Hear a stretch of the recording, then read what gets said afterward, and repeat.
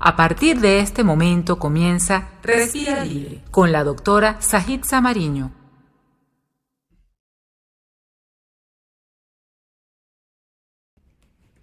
Bienvenidos como todos los viernes de 9 a 11 de la mañana al primer programa de salud de TNO Radio, Respira Libre. Y como todos los viernes llegamos a ustedes gracias a la Dirección General de la Radio, Rafael Casela, Ingeniería de Sistemas, Antonio Calderón, Coordinación de Sistemas, Carolyn Méndez, Producción, Andy Yor Morillo, Asistencia de Producción y Control Técnico, Edgar Pérez. También nos apoya Bárbara Caguán y quien les habla, Sajitza Mariño.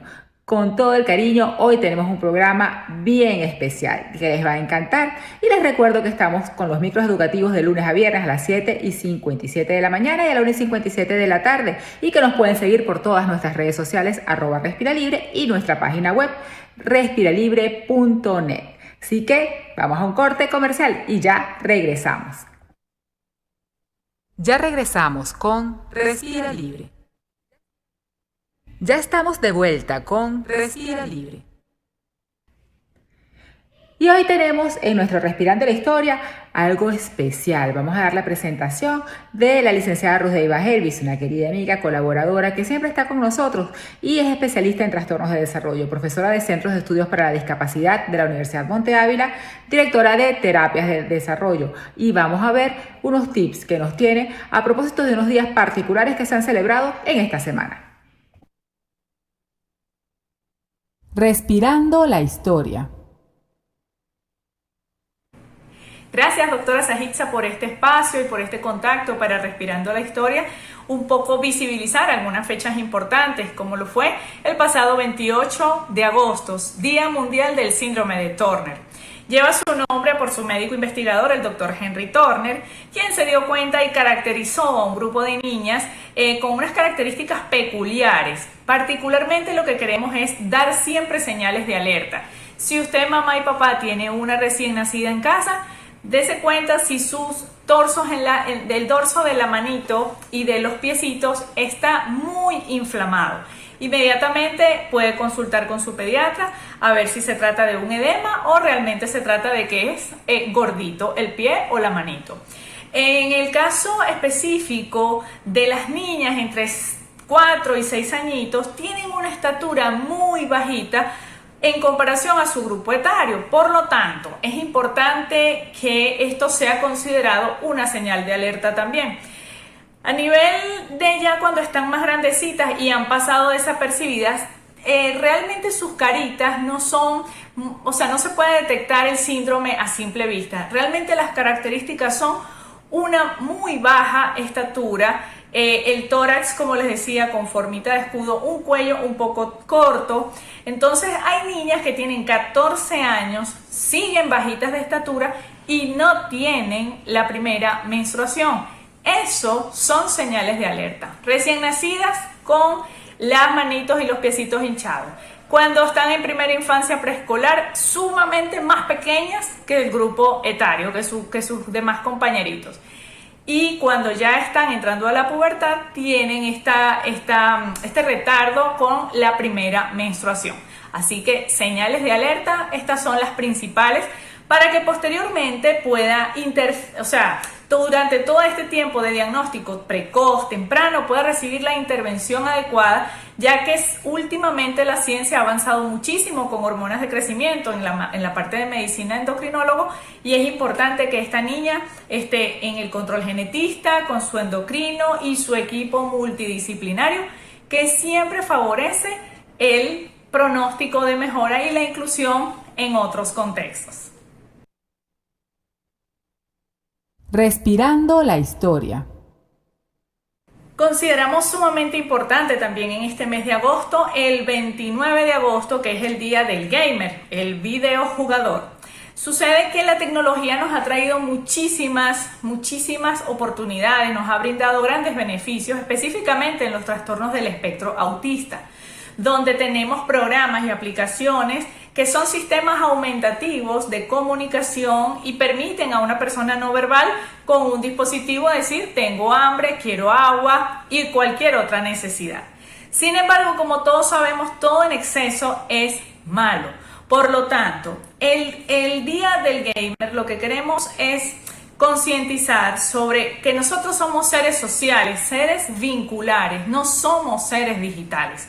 Es muy importante que el contacto físico, el cara a cara, ahorita en la pandemia entendemos que es sumamente difícil y en este confinamiento, pero la idea es dosificar el uso de tecnologías, recordando que si no se retira 2 horas antes de dormir puede causar alteraciones del sueño. En los casos del desarrollo de la motricidad, es importante que el niño manipule tacos, legos, actividades de ensartes, de encajes y hacer todo lo que es actividades didácticas lúdicas con material concreto, no solamente deslizar su dedito índice. Esto es un llamado al desarrollo psicomotor, a que los terapeutas ocupacionales y fisioterapeutas, con esos grandes consejos que les dan, el niño pueda desarrollarse satisfactoriamente, siempre y cuando no esté expuesto muchas horas del día a la tecnología. En caso de que tenga una falla de escritura, fatiga, malas posturas, todo esto son consecuencias muchas veces del uso excesivo de la tecnología. Así que vamos a rescatar los espacios en familia, vamos a rescatar esos vínculos, juegos de mesa, memoria, lúdicos que permiten la interacción social y van a promover el desarrollo infantil. Ya regresamos con Respira Libre. Ya estamos de vuelta con Respira Libre. Y de lujo estamos en esta sección de respirar y degustar los aromas con nuestro colaborador Jesús Nieves Montero. En la sección de hoy vamos a dar la presentación del segundo ebook perteneciente a las claves de la armonía y este está titulado Burbujas en la mesa. Escritor, docente de escritura creativa, generador de contenidos para medios de comunicación, web videoblogger, comunicador gastronómico, editor de Snob Gourmet. Vamos a disfrutar de esta entrevista y veamos un poco más de lo que es Burbujas en la mesa. Respirar y degustar los aromas.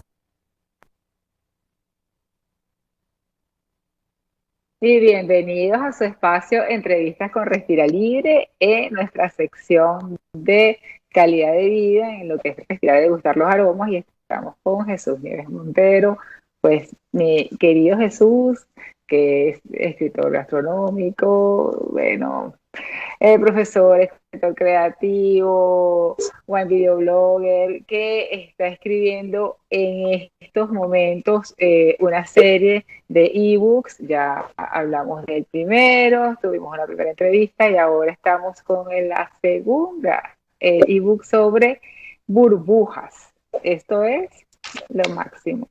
Bienvenido, Jesús, a tu espacio. Cuéntanos un poco.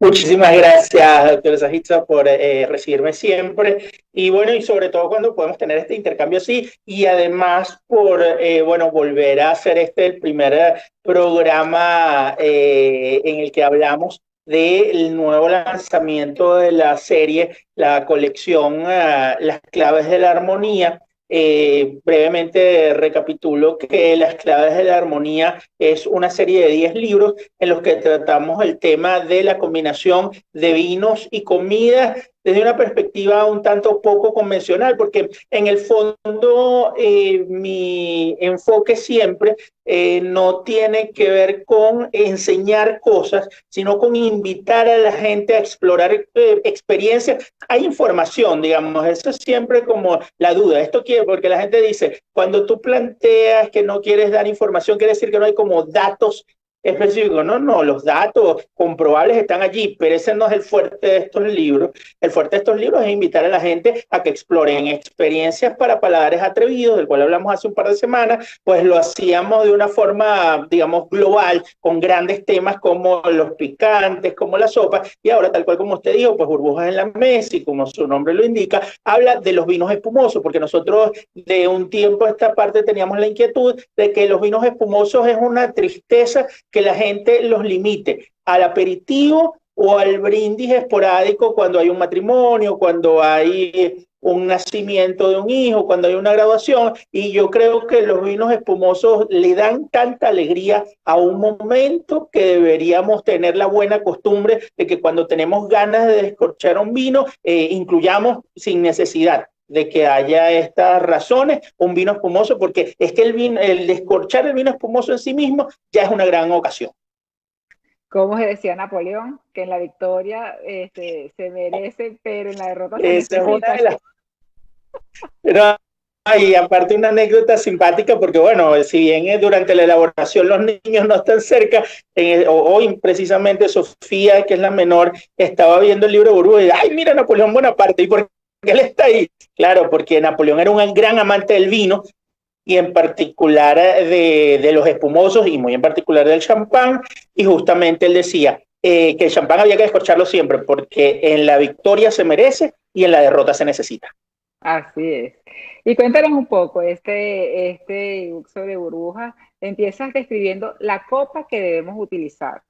Yo recuerdo, por ejemplo, que en casa de mis padres era esa copa ancha, la Pompidou, que es de verdad, que era de los eventos especiales. Salían las bandejas con la copa grandísima para la champaña, pero que esa copa, pues de verdad ya eso no se utilizó más. Y pues en las casas de nosotros lo que hay son las copas largas, flautas.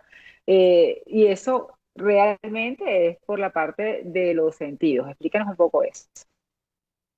Lo primero que quiero explicar sobre esto, efectivamente el primer capítulo trata sobre esto, pero que ahí se ve claramente el enfoque del libro.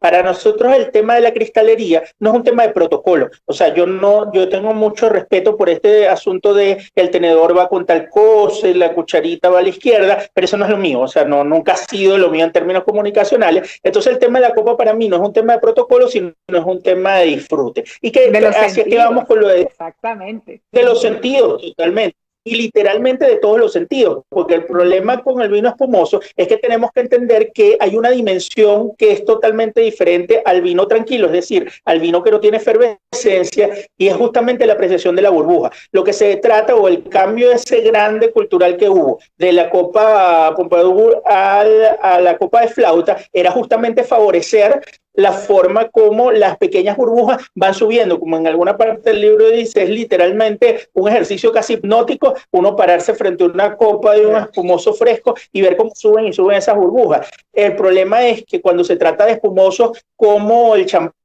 de espumosos más complejos o los cava reserva, es un espumoso que adicionalmente necesita, como todo el vino, una cantidad de oxígeno importante para poder desplegar sus aromas. Entonces la copa flauta, lamentablemente, por su cuello estrecho, pues impide en buena medida que esto ocurra, incluso si uno agitara la copa. Entonces de allí surgen, digamos, como dos vertientes. Una es una copa que se diseñó y que diseñaron varias casas de champán específicamente para los espumosos, que es la copa tulipa, que literalmente pues asemeja a un tulipán, entonces es un poquito más abierta que la flauta, y eso permite el tema de la oxigenación.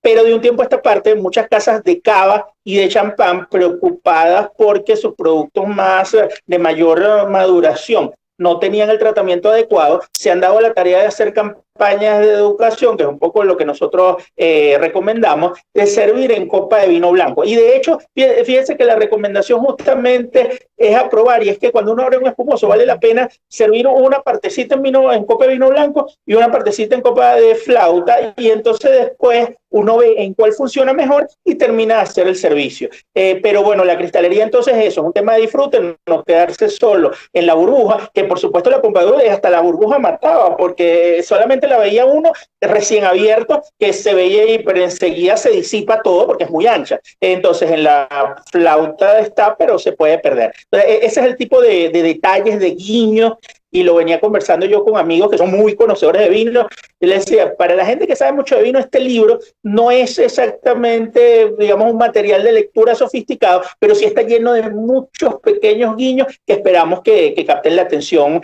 tanto del que se inicia como del conocedor. Claro, porque tú invitas a que las personas prueben, que básicamente es lo que es, observe la burbuja, aunque pierda un poco de la burbuja cuando la vea subiendo, pruébela un poquito más ancha en la de vino blanco, a ver si el aroma, como puede ser el retrogusto, y eso está mucho en lo que es la parte de educación bueno, todo lo que definitivamente es lo que le da el plus a una bebida. o a una comida. Y eso es Totalmente. lo que eres tu especialidad. Y cuando estás hablando un poco de el tiempo que tienen, que se hablaba mucho de que se debían beber los jóvenes, pero que los que eran más añejos, te fuiste hasta Burdeos, que caminando, particularmente, pues a mí me trae muchos recuerdos porque fue donde yo estudié y eso y es así, uno entra y los sitios la gente te da de beber y no sabes qué, y pruebe y aprenda. Y ahí tuviste un clic que no era con lo teórico, sino definitivamente ya en otro momento, ¿no? Cuéntanos un poco de esas son las anécdotas que tú vas ahí aderezando.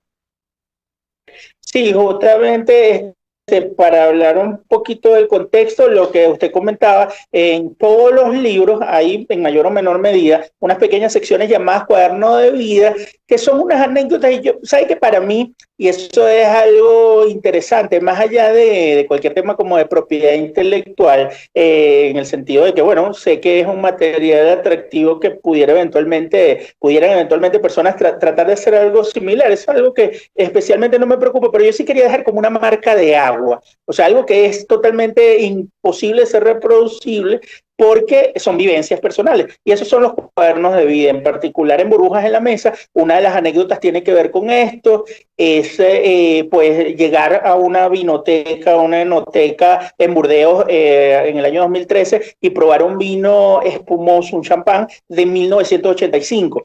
Entonces, claro, yo nunca en la vida había pensado porque alguien iba a guardar tanto tiempo un champán, porque yo había visto los productos que desde la casa, un champán o un cava, que son los productos que habitualmente tienen más maduración. Yo había visto 8 o 10 años, pero claro, ya estamos hablando de sus buenos 30 años. Entonces, ¿cuál era la razón de ser de esto? Y sobre todo, ¿por qué seguía valiendo la pena probarlo? Este era un vino que todavía tenía burbuja, tal cual como yo digo allí, es una burbuja fatigada, pero está presente. Y sobre todo, ese cambio, esa transformación de los sabores que me permite hacer énfasis en la razón de ser de todo el libro.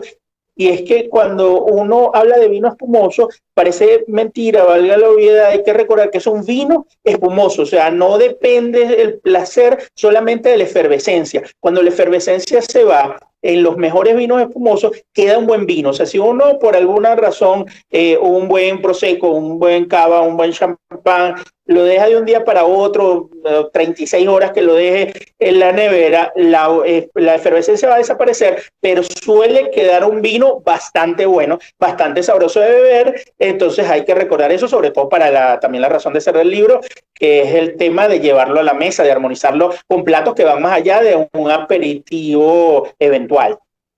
Claro, pero aparte de lo que tú nos quieres invitar a armonizar, también le prendes a uno esa chispa de curiosear, porque también describes en una de tus anécdotas de vida cómo te escapabas antes del desayuno, en un viaje, tú solo, que no hubiera nadie. Eso era bien importante, que no me vea nadie para tú poder tomar las fotos, probar, hacer. Y consigues cómplices siempre, porque claro, ese interés tuyo hace que te den a probar más, más y más y más espumoso, y eso, lejos de parecer así como que, oye, antes de las 8 de la mañana, ¿cómo va a bajar? Lo que yo pensé fue, eso nunca se me ocurrió, bajar a ver los vinos cuando no hay nadie, que eso realmente abre, así como con el anterior libro, me provocó hacer la mezcla, o sea, combinar la que era la tortilla con la langosta y ahora, y con el vino blanco particular, ahorita dije, lo que tengo que hacer es bajar a averiguar cuando no haya nadie, a ver los diferentes vinos. En siempre hay algo que me provoca hacer y eso es justamente yo creo que lo que tú quieres plasmar, ¿no? Eso nada más que te puedo Ese es el juego, ese es el juego permanente. O sea, estos son libros que no son una clase magistral desde un pedestal, sino que son lo que le decía, pequeños guiños, pequeñas invitaciones, pequeñas provocaciones para que la gente se haga preguntas, porque en el fondo yo creo, como decíamos al final del primer libro, que los fracasos pueden ocurrir, El tema es que primero el fracaso en la gastronomía suele ser un fracaso pues exquisito, tal cual como decíamos allá, pero segundo, uno comienza a explorar más allá de lo que dicen incluso libros como este. Y creo que es la base de lo que pasa en gastronomía, o sea, romper, desligarse de todo tipo de límites e ir revisando, ir revisando. De verdad que a no ser que uno vaya a tomar un examen como para ser Master of Wine o cualquiera de las certificaciones importantes que hay en el mundo del vino.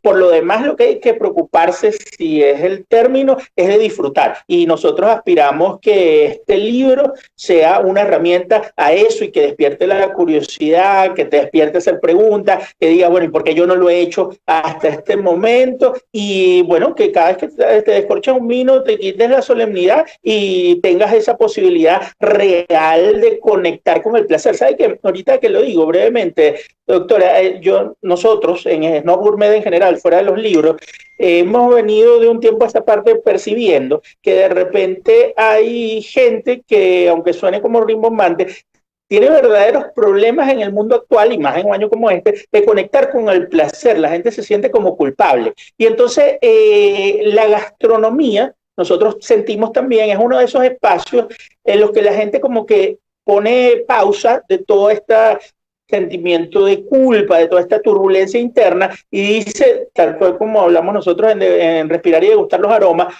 vamos a concentrarnos en este momento, vamos a concentrarnos en este vino, vamos a concentrarnos en este plato y vamos a disfrutar porque, bueno, la vida es corta, porque la vida es como es y porque estamos en esto y si lo haces bien, incluso algo vas a aprender. Entonces, bueno, a nosotros, sinceramente, no diría satisfacción, pero no quiero, digamos, agenciarme directamente ese éxito, pero sí diría que me hace ilusión pensar que este tipo de publicación hace que la gente conecte mejor con el placer.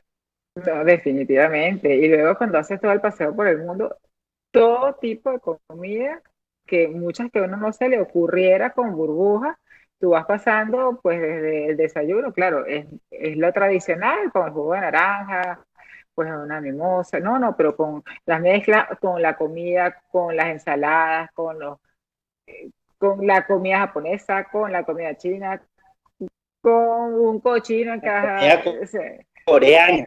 con la comida coreana, o sea, definitivamente hasta con una carne fiorentina, o sea, tampoco nunca, un bistec fiorentina, en mi cabeza está, de hecho me lo veo como una copa de un buen vino en cabernet. Claro. O sea, eso no. O tostado, un Chianti, los grandes tipos de la Toscana, por supuesto. Claro. Pero ese es el reto. Entonces, ese es el reto también de que la gente tiene su...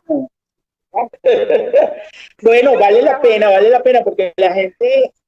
Hoy en día nosotros estamos viendo que hay una gran tendencia con los cortes madurados sobre todo, y eso es un poco en todo el mundo, incluyendo por ejemplo Venezuela, en los Estados Unidos desde hace mucho tiempo y en diversas partes, pero lo cierto es que el corte madurado incluso tiene un conjunto de notas de sabor que no son con lo que uno asocia a la carne, o sea, la carne fresca colocada a la brasa, y es esa complejidad que a veces por ejemplo tiene notas de frutos secos, y eso es donde claro, no es cualquier producto, hay siempre que dejar claro eso, o sea, no es cualquier burbuja joven del nuevo mundo, pero sí un champán o cava reserva, producto de 2 o 3 años de maduración, con esa sensación de levadura, con esas notas fuertes que parten de la manzana verde habitualmente, pero desarrollan algunas notas de caramelo, en el caso de los rosés desarrollan algunas notas de chocolate y café, entonces suele ser buena compañía para esto. El tema de ahorita que hablaba de la comida, digamos, étnica, por ejemplo, hay un plato, y de verdad que es increíble como demasiadas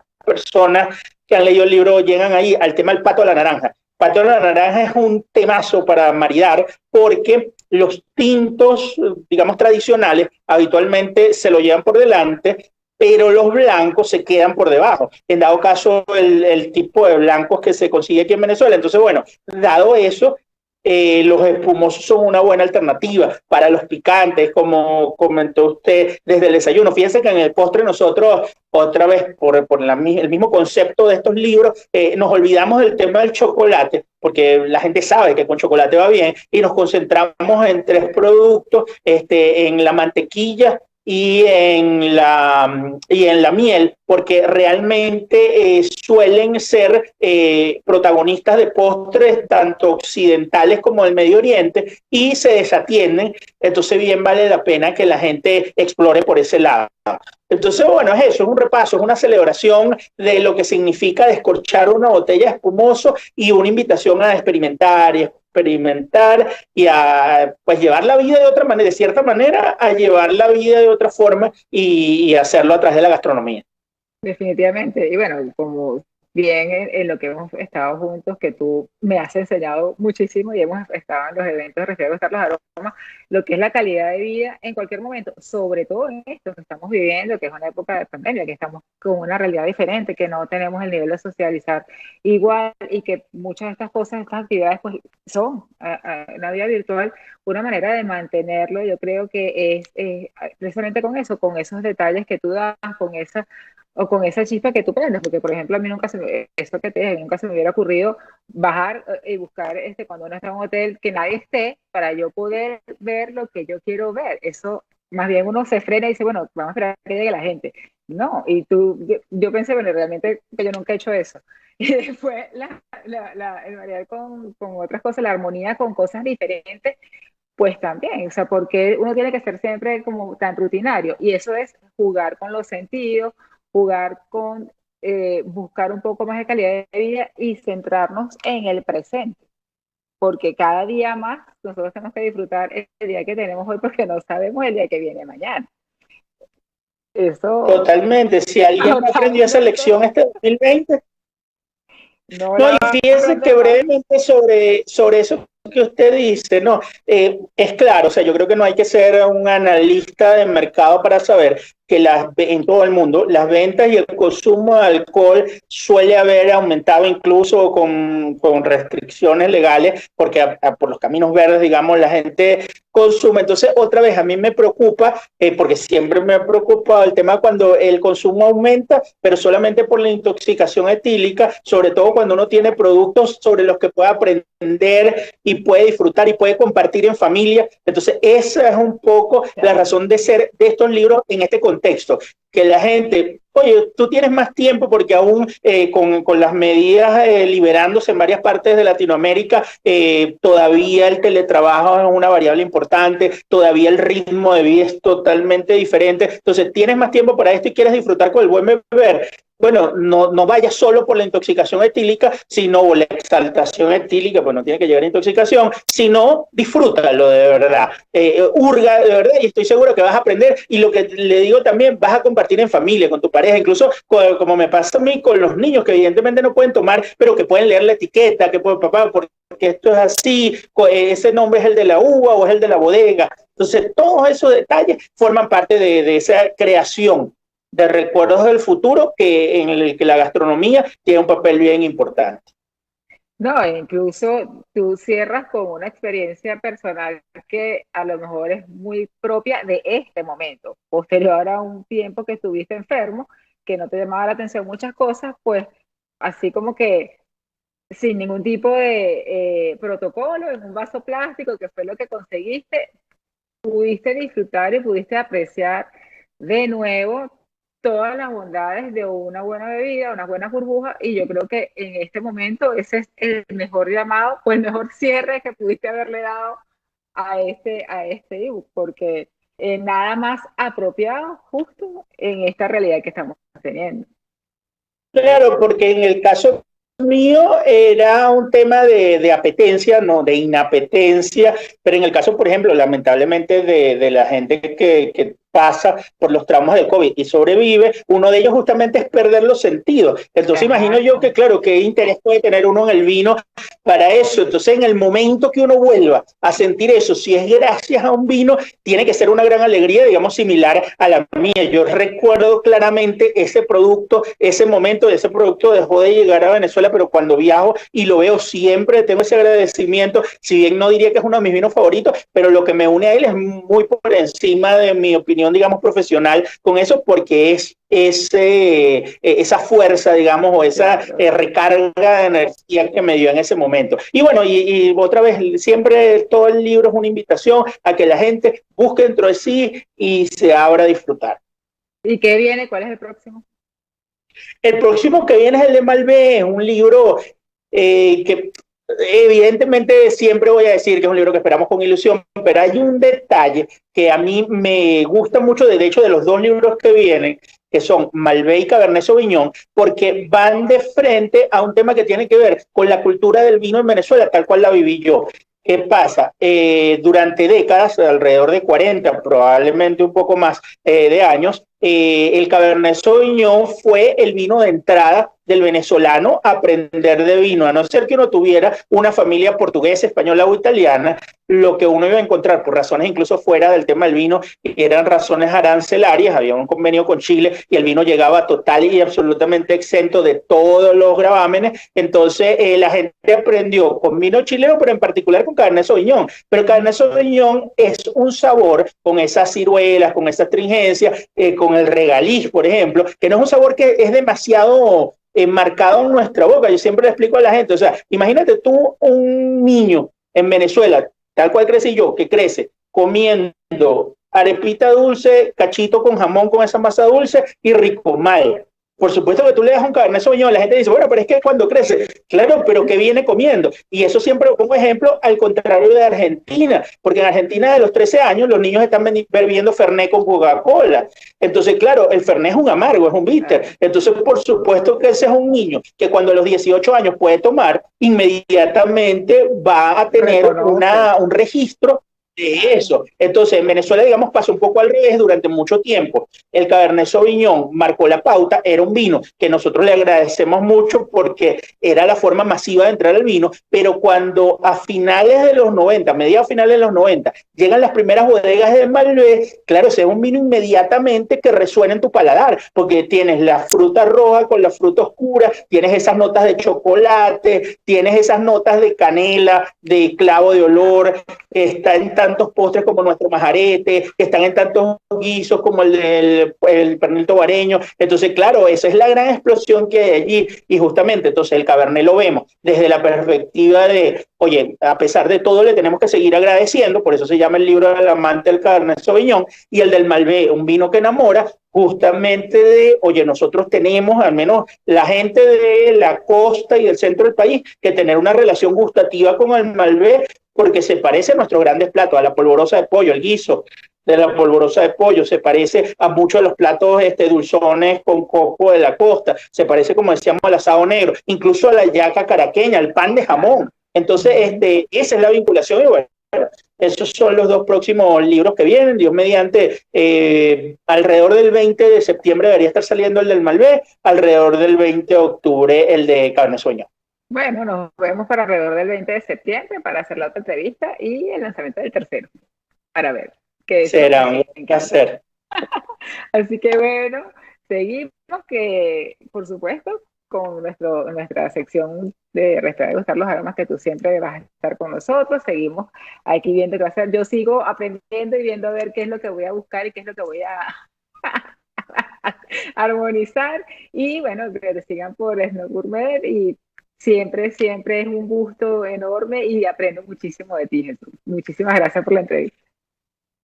No, tremendo, y brevemente recordándole a la gente, la descarga es gratis en snowgourmet.com, en la parte derecha si uno la abre en el desktop, si uno la abre en un dispositivo hay que bajar 4 archivos o 4 artículos que son los que encabezan y después vienen los links directos para descargar los 2 libros, entonces simplemente snowgourmet.com y allí lo pueden descargar en @snowgourmet siempre a la orden. Excelente, Snow Gourmet. Un beso, Jesús. Ya regresamos con Respira Libre. Ya estamos de vuelta con Respira Libre. Y en nuestras entrevistas de salud vamos a empezar con una invitada especial que yo quiero mucho y respeto mucho, la doctora Teolinda Mendoza de Morales, otorrinolaringóloga venezolana, la primera mujer expresidente de la Sociedad Venezolana de Otorrino.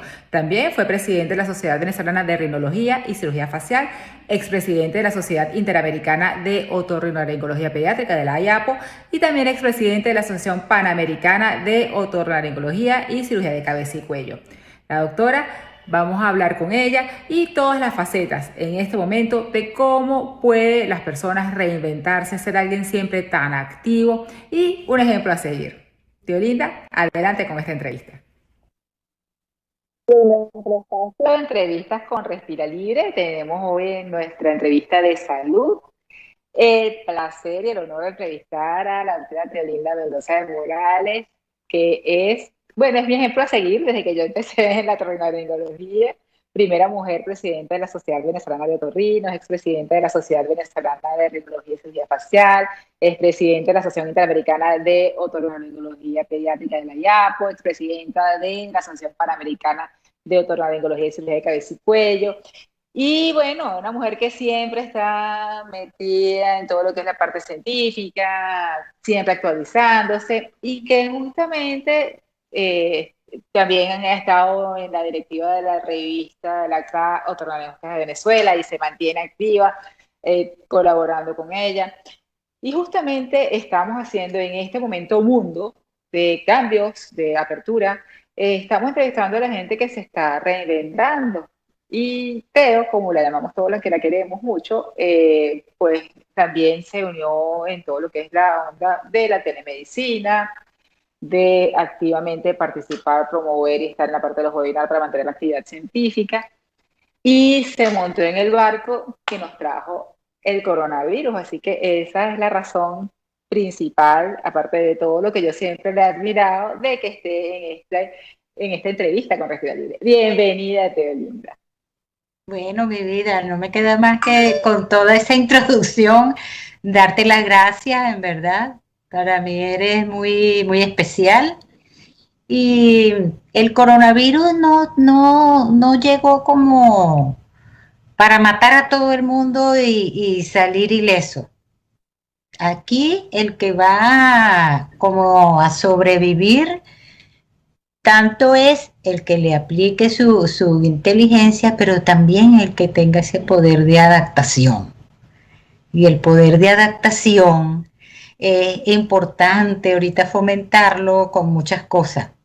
Tienes que fomentar tu educación, tienes que adaptarte a tu nueva forma de vivir, tienes que adaptarte a tus nuevas amistades, a tu familia. Estás separado de uno, pero estás con otro. Incluso a tus actividades diarias ya han cambiado. Entonces, estás adaptándote a una nueva forma de vivir y de trabajar y de relacionarte con todo el mundo también distinto. Porque ahorita estamos como ayudando al que no tiene cómo salir adelante, ser como darle gracias a Dios porque estamos vivos y lo podemos hacer y colaborar en lo que se pueda. Entonces, bueno, yo estoy trabajando con mi telemedicina, atiendo a mis pacientes, los ayudo, los que no me puedan pagar no me pagan, los que me quieran pagar por uno o por otro, así es la vida. El que no te paga viene otro y le paga esa consulta a esa persona. Cómo conseguir las medicinas, dónde hacer los exámenes.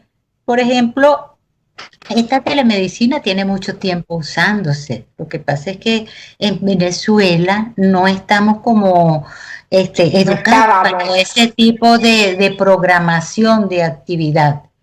Pero tenemos que hacerlo y educar a nuestros pacientes. Todavía con esta consulta de telemedicina se puede programar muchas cosas. Hay países donde no hacen nada presencial sin hacer primero una telemedicina. Todo va primero como un filtro con la telemedicina y ya esa persona va a la consulta con los exámenes, con fecha, con disposición, ya se le dio una explicación. Porque no solo es atender a la persona con la telemedicina, sino también ganarte la confianza y educarlos. Por ese contacto le vas a transmitir como tranquilidad, porque ese paciente siente que tú estás en su casa. Ahora, por ejemplo, con los pacientes que tienen COVID, que están en su casa, tú los puedes controlar siempre y cuando no tengan necesidad ni una emergencia de enviarlo a la hospitalización. Entonces ves cómo de repente tienen mascota. Mire cómo está cuidando la mascota, porque tú estás viendo su casa, estás invitado a su casa porque esa persona te llamó. Ves, por ejemplo, si es una persona alérgica y de repente ves que tiene un aire acondicionado todo sucio. Mira, pero si lo que te está causando la alergia lo tienes detrás de ti, ¿me entiendes? Entonces, y cómo estás limpiando las cosas, cuántas personas hay. Entonces tiene como un tiempito para dedicarle a ese grupo familiar que depende de ti, solo por tu voz o con tu imagen. No sabes la tranquilidad que siente esa persona que tiene pavor a salir a un hospital, bien sea los que tienen la posibilidad que tengan terror, pero hay personas que no tienen económicamente cómo ir a hacerse ninguno de esos estudios. Aparte de eso, que la consulta por telemedicina es mucho más económica que la consulta presencial, porque la consulta presencial implica una serie de gastos, de insumos y cosas, bien sea por la protección tanto del médico y del paciente y todas las normas que hay de bioprotección que tienen que cumplirse estrictamente, no solo en la institución, sino también llega a la clínica, pero en el consultorio también tiene que cumplir con la norma, ¿me entiendes? Claro. Y eso implica un gasto. Y lo otro también, hay que seguir estudiando, hay que seguir preparando conferencias, dando webinar, pendientes de cosas interesantes y que han cambiado, porque como muchos médicos están con tiempo más libre, han dedicado también como a estudiar, a preparar compendios, a hacer entonces consensos. Entonces hay que saber escoger el que tiene la verdadera información y no personas que no sean científicamente catalogadas para promocionar esas informaciones. Entonces cualquiera se mete a hablar y a decir, mira, a mí me fue bien con esto. No, hay que saber escoger muy bien. Y en eso los que tenemos ese contacto con esas instituciones, nos encargamos entonces de divulgarlo. Por ejemplo, a Venezuela, yo estoy metida en muchos grupos, en muchos chats, porque me encanta como siempre estar unida con amigas, compañeras, con profesores, no solo de mi país, internacionalmente también. Me encanta ese contacto. Y de escribir, si tengo que escribir algún capítulo para un libro, lo hago, porque uno tiene que mantenerse. Y la mejor manera de actualizarse es estudiando. Me mandaron a hacer una conferencia, yo nunca he hablado de eso, no importa, mejor. Así me pulo en ese tema, ¿me entiende? Y lo otro también, que eso depende de la personalidad. Por ejemplo, yo en el edificio, cuando vivía en el edificio, yo era de la junta directiva. En el club me nombraron de la junta directiva. Que si en la bailoterapia, el grupo de bailoterapia, todavía hacemos la bailoterapia. Entonces, es la personalidad de uno. Y bueno, me mantengo, me leo mis libros. Ahorita hay mucha cantidad de libros que puedes leerlos o los puedes oír gratis. Aquí, por ejemplo, con los nietos que estoy ahorita, ellos tienen un horario para lectura todos los días. Entonces, yo también. A mí me gusta leer, pero es que estos niños los obligan a leer mucho. Entonces, también voy agarrando cosas buenas de eso. Me entreno con mi profesor, que por cierto le dio COVID y lo estuve controlando por telemedicina. Me gusta hacer sus entrenamientos. Hay muchas aplicaciones también que tú puedes bajar para hacer tu entrenamiento y mantenerte en buen estado. Hay que procurar también con la alimentación, cuidarse, porque estamos como muy encerrados y muy monótona la dieta. porque uno sale y compró y no quiere estar, ay, quiero preparar tal cosa, ay, pero hay que salir a comprar los ingredientes, entonces te quedas como monótono en las dietas que comes a diario. Entonces eso hay que estarlo como rotándolo. Bueno, y comer bastante fruta, tus vitaminas, mantenerte la mente despejada y pensar en cosas buenas y no en cosas malas. Así hay ciertas informaciones que es necesario tenerla, pero no sobrecargarse de ella, porque a la larga te pesan y te hacen sentir mal. Entonces no hay como comenzar el día haciendo su ejercicio, lee un ratico cualquier libro, te tomas tu fruta y bueno, ahí aguantar lo que venga en el día, pues, lo que hay que hacer. Pero es un ejemplo definitivamente de adaptación, porque no has dejado de estar completamente en lo que es lo nuevo o en lo que es en el contacto de toda la parte científica, no has dejado de estar activa a nivel físico, no has dejado tu consulta y eso en estos momentos donde todos hemos tenido que reubicarnos, reestructurarnos, pues lamentablemente no ha sido la norma en muchos de nuestros colegas. Y bueno, tú siempre has sido un ejemplo de un motor para, particularmente para nosotros en la sociedad venezolana de Torrino. Para mí fuiste mi ejemplo, yo siempre dije, yo quiero ser presidenta como fue Linda, y fui presidenta porque yo decía, pero si ella fue la primera mujer presidenta y fue con quien yo empecé dentro de la especialidad presentando trabajo y todo lo demás, siempre para mí fuiste un ejemplo a seguir. O sea, bueno, yo quiero ser presidenta como llegó a ser Linda y bueno, al final fui No lo presidenta por lograste, mucho así tiempo es, y así al es. final es así. Bueno, Entonces, definitivamente esa es la actitud. fíjate tú, Sajixa, que los otorrinos, el que no sabe de amígdalas, porque hay el otorrino, las amígdalas, y resulta que ese tema tan trillado, tan trillado, tan trillado, ayer hubo un webinar de lo último de las amígdalas, y eso fue mucha gente que estuvo allí, y yo aprendí, después de tantos años de graduada, aprendí muchas cosas de allí. ¿Me entiendes? Sí. Que la infección se origina en las glándulas salivares que están en las criptas de las amígdalas. ¿Qué te parece? Y las conductas del tratamiento del acceso periamigdalino, peritonsilar, han cambiado mucho en los niños. Sí, Por, todo por, viene en un solo cambio. entonces uno tiene que estar como al día, ¿no? Que si las amígdalas es así, eso es sencillo, que es lo más común. No, también tiene sus cambios. No todo es como decir que si la cirugía de la base del cráneo y todo eso, no. Las amígdalas también tienen su atractivo, aparte de eso que es un motivo muy frecuente de consulta y tiene que estar actualizado. Nuestra especialidad es grandiosa y muy amplia. Y nosotros podemos trabajar con grandes amigos, podemos trabajar con el neurocirujano, con el maxilofacial, con el cirujano plástico, con el alergólogo, bueno, con cualquiera, porque la nariz, por ejemplo, nos lleva hacia a la parte de las fosas craneales.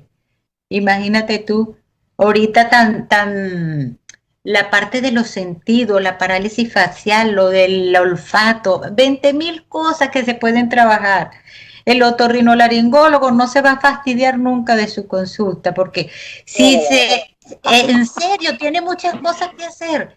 Tiene la parte de alergia, tiene la parte de lo que sea, tiene muchas cosas. Y si le gusta la parte de la estética, más cambio tiene todavía. Entonces, hay personas mayores, cónchale, que ya me fastidié de la consulta, que aquello, lo otro. No, todo tiene su encanto. Y por donde el paciente vaya preguntando, oye, mira, viste, esto es interesante, vamos a ver qué buscamos por ahí. ¿Me entiendes? 100% actitud es una de las cosas admirables en ti y que en este momento nuevo que nos llegó para quedarse por un buen tiempo, o quién sabe si de aquí en adelante va a ser completamente diferente, porque yo no creo que la consulta post-COVID vuelva para nosotros, particularmente los otorrinos, a ser igual que pre-COVID. Eso llegó para quedarse, un cambio en lo que es la vestimenta, un cambio en lo que es la conducta, cómo tratar al paciente, en hacer previa la telemedicina antes de que el paciente llegue. Hay muchas cosas que llegaron y considero yo no van a cambiar luego. Y a pesar de todas las cosas que tú has hecho y de pues tu amplia trayectoria y tan reconocida, no dijiste, bueno, me voy a quedar sin hacer nada, no, al contrario, te montaste en eso y cada día estás haciendo más, invitando a más webinars, haciendo muchas más cosas.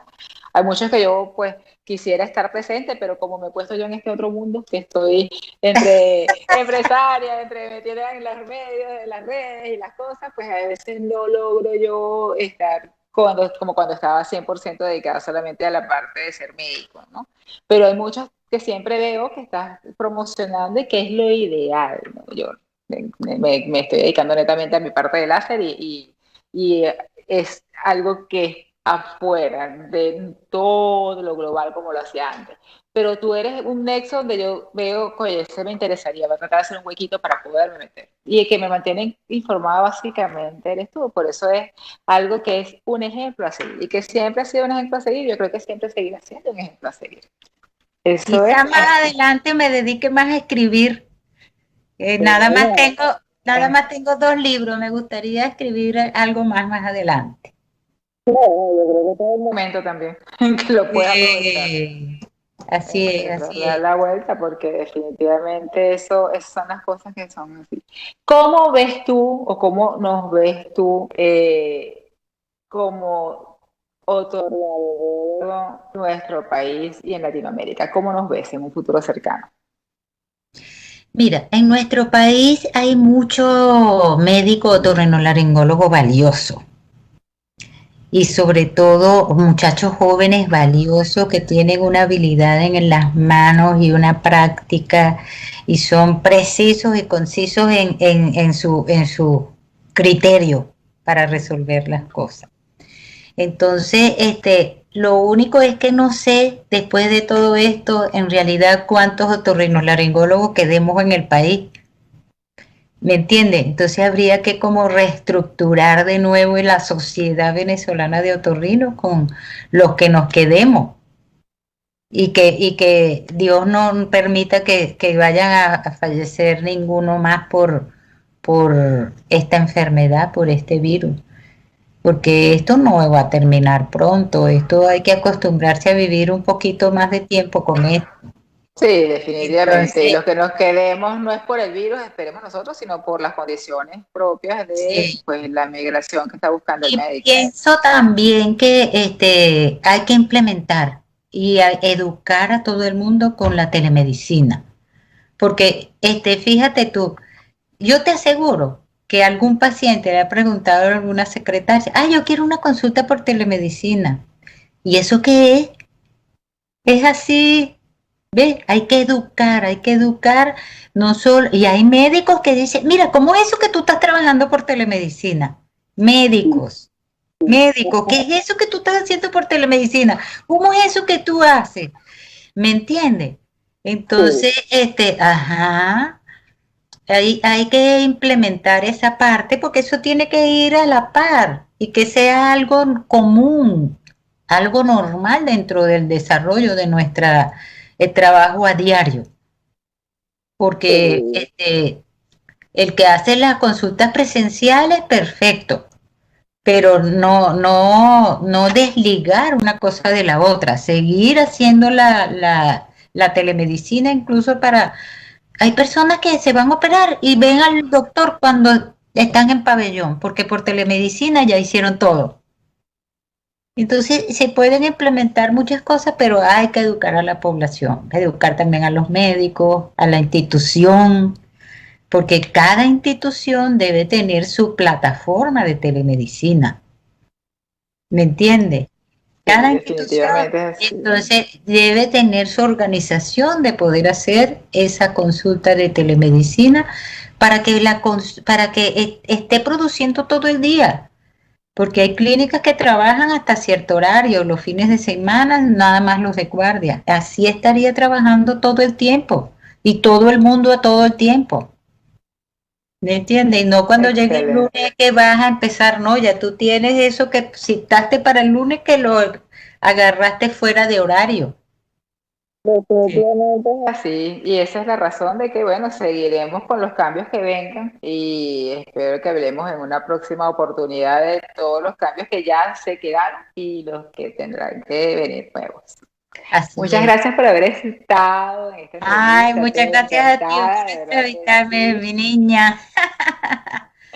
De Sí, verdad gracias. que siempre, siempre encantada. Y bueno, como lo he dicho varias veces, un ejemplo a seguir en cuanto a actitud, en cuanto a lo que es perseverancia, a reinventarse, a mantenerse siempre en positivo. Y bueno, yo creo que eso es la clave de lo que debemos hacer, sobre todo en estos tiempos. Así Así que, es. de nuevo, muchas gracias. Chao, mi amor. Besos. Ya regresamos con Respira Libre. Ya estamos de vuelta con Respira Libre. Y completando nuestra sección de salud, tenemos la entrevista con el doctor Pedro Monsalve Trejo, médico venezolano, cirujano laparoscopista bariátrico, que nos va a dar el enfoque de lo que es la cirugía bariátrica en tiempos de COVID. Continuemos con esta entrevista. Bienvenidos a su programa Entrevistas con Respira Libre, aquí en la sección de salud. Estamos hoy, que nos acompaña el doctor Pedro Monsalve, cirujano bariátrico y metabólico, profesor de la Universidad Central de Venezuela, y su consulta está en una de las clínicas más importantes de nuestro país, en el Hospital de Clínicas Caracas, y su red social DR, doctor Pedro Monsalve. Querido Pedro, estamos hoy hablando de todo lo que es lo nuevo, lo que tenemos, nuestra nueva normalidad y la importancia de la cirugía metabólica en esta nueva normalidad. Bienvenido. Muchas gracias por la invitación, saludos a todos. Pues sí, como ibas diciendo, el problema de la obesidad y los problemas metabólicos actualmente sigue siendo una pandemia. Sé que estamos en medio de una gran pandemia que es el COVID, pero no ha llegado al nivel que está ahorita la obesidad con los problemas cardiovasculares. Entonces sigue siendo una de las principales enfermedades que hay que tratar. Definitivamente, porque todo lo que acarrea la obesidad con los trastornos a nivel cardiovascular, a nivel endocrino, pues acortando lo que es la vida de los pacientes, disminuyendo la calidad de vida en números, pues por supuesto, como tú acabas de decir, es una pandemia mayor a la que estamos viviendo. ¿Qué se le ofrece al paciente con la cirugía metabólica? ¿Y cómo puede un paciente dentro de esta nueva normalidad decir, oye, hay COVID, hay muchísimas cosas, pero definitivamente, y es una realidad, el paciente obeso tiene un porcentaje mayor a que al presentar COVID esté dentro del 20% de la forma severa? ¿Cómo Correcto. abordamos a un paciente con pues, trastornos de peso, con trastornos metabólicos, que amerite una cirugía bariátrica en este momento? ¿Qué se le ofrece? Mira, en cuanto a los procedimientos que se realizan, son exactamente los mismos. Nosotros, básicamente, los cirujanos bariátricos nos afincamos en dos procedimientos, que es la manga y el bypass gástrico. En caso de cirugía metabólica, es como una especie de bypass gástrico modificado, pero en esencia es el mismo procedimiento, con algunas características diferentes dependiendo del paciente. Y básicamente, el proceso de preparación de todos los pacientes es el mismo, solamente que tenemos algunas consideraciones especiales al momento de hacer la cirugía, porque como estamos en medio de una pandemia hay que tomar medidas de bioseguridad. Estamos trabajando con equipos especiales, con un equipo de una vestimenta de bioseguridad con el que hacemos la cirugía. El paciente le estamos haciendo de rutina unas pruebas de serología para la prueba rápida del COVID para ver si estuvieron expuestos. En caso de que salga positiva, tiene que tomar un periodo de aislamiento de 15 días, tras el cual se vuelve a repetir la prueba. Y entonces, una vez que estamos seguros que el paciente está en buenas condiciones, está apto para poder llevarse a la cirugía, después se realiza sin ningún problema y la recuperación es exactamente la misma que tendría en cualquier otra circunstancia. Pero ¿cuál es la indicación de hacer una cirugía bariátrica? que el paciente esté obeso. Básicamente es eso, que tenga un índice de masa corporal mayor de 30, siendo el índice de masa corporal un cálculo que es el peso entre la talla al cuadrado, de 30 para arriba se considera el paciente candidato para una cirugía bariátrica. Puede ser manga o bypass, y dependiendo de algunas otras comorbilidades que él tenga, como si tiene la tensión alta, si tiene hiperinsulinismo, diabetes o dislipidemia. Claro, y por eso te decía, si no tiene ese índice de masa más de 30, pero tiene alguna de estas patologías, pues es Sí, candidato, sí, exactamente. es candidato también. Hay pacientes que, de hecho, ese es el concepto de la cirugía metabólica, que es en pacientes que tienen sobrepeso o no tienen, o están en su peso normal, pero tienen trastornos metabólicos como hiperinsulinismo o hipertensión o dislipidemia, hipotiroidismo. Hay una serie de listas de comorbilidades que al hacerse esta cirugía mejoran sus problemas de una manera casi que 90% de efectividad y en un periodo de semanas. Claro, porque un paciente que tenga algún trastorno de esto que tú estás hablando, su calidad de vida está en detrimento, así no tenga obesidad. Claro, eso, personas que Y su están, expectativa de vida se acorta muchísimo. sí, la calidad de vida de estos pacientes es poca, porque un paciente que tiene hiperinsulinismo o es diabético tipo 2 tiene que estar constantemente tomando los medicamentos, tomando pastillas para la tensión, suplementándose. Entonces con la cirugía le podemos dar una oportunidad de que deje ese tratamiento, de que tenga prácticamente una cura para su enfermedad. Definitivamente. ¿Cuál es la experiencia que tienes con pacientes así que, porque claro, el que es muy obeso sabe que esta es una solución y la va a ir a buscar, pero el que está atado a un tratamiento limitado, cansado, que la edad no se compagina con lo que se siente, ¿cuál es la charla o si se va a tu consulta en esta actualidad? ¿Cómo lo manejas? Mira, yo soy un fiel creyente de la cirugía bariátrica y metabólica. Yo a todos los pacientes que yo considero que se beneficiarían, yo se las recomiendo, independientemente de la edad, porque todos se benefician. Claro, es más recomendable que se la hagan mientras más jóvenes sean, tienen más posibilidades de curar su enfermedad. Recuerda que ya a partir de cierta edad algunos daños son irreversibles. Algunos daños en los vasos sanguíneos, en el endotelio, en el riñón. Entonces, si el paciente va a tener mejoría, de repente puede terminar ingiriendo una dosis mucho menor de los medicamentos, pero no se curaría totalmente. Entonces, en general es recomendable hacerlo joven. Joven, estoy hablando de entre 30 y 50 años. Después de ahí, bueno, la efectividad disminuye un poquito. Entre 30 y 50, la efectividad es el ¿cuánto por ciento? Mira, más del 90%. Más del 90%. ¿Qué, ¿qué se le ofrece a un paciente en este momento, teniendo, por supuesto, porque vamos a tener COVID por lo menos un año más, por lo menos Sí. un año más? Y el paciente que a lo mejor está viendo este programa puede decir, oye, si yo caigo dentro de la infección ahorita en el COVID y soy el candidato mayor a tener complicaciones severas, yo debería ir a buscar una cirugía bariátrica. ¿Cómo abordamos a ese paciente? Que no es el que está borderline con una enfermedad metabólica que quiere dejarlo, sino el que está obeso, pero que hay obesos que no manejan todas estas comorbilidades, pero que igualito la van a desarrollar y que tienen una expectativa de vida reducida. Bueno, argumentos para convencer a un paciente obeso de que tenga que operarse hay muchísimos. Ya tú dijiste todos los problemas cardiovasculares y ahora le sumamos el COVID. Los pacientes que tienen obesidad tienen hasta 2 veces más probabilidades de adquirir las formas más severas de la enfermedad. Entonces, a toda la lista que ya tenía de infarto, de ACV, de problemas osteomusculares, tenemos ya el COVID. Entonces, yo le recomiendo a todos los pacientes que está en su posibilidad y que lo están considerando, que se realicen la cirugía, porque la calidad de vida les va a mejorar, los va a proteger y les va a alargar su expectativa. Definitivamente. ¿Cuál es la diferencia entre una manga y un bypass? Ok, básicamente en la manga uno corta el estómago y le da forma como de tubular, como de un tubo, y ese estómago viene a ser el 15 al 20% del tamaño original. siendo el tamaño original puede ser unos 2 litros, 2.5 litros, el estómago que queda son de unos 150 cc, más o menos 150 a 200 cc.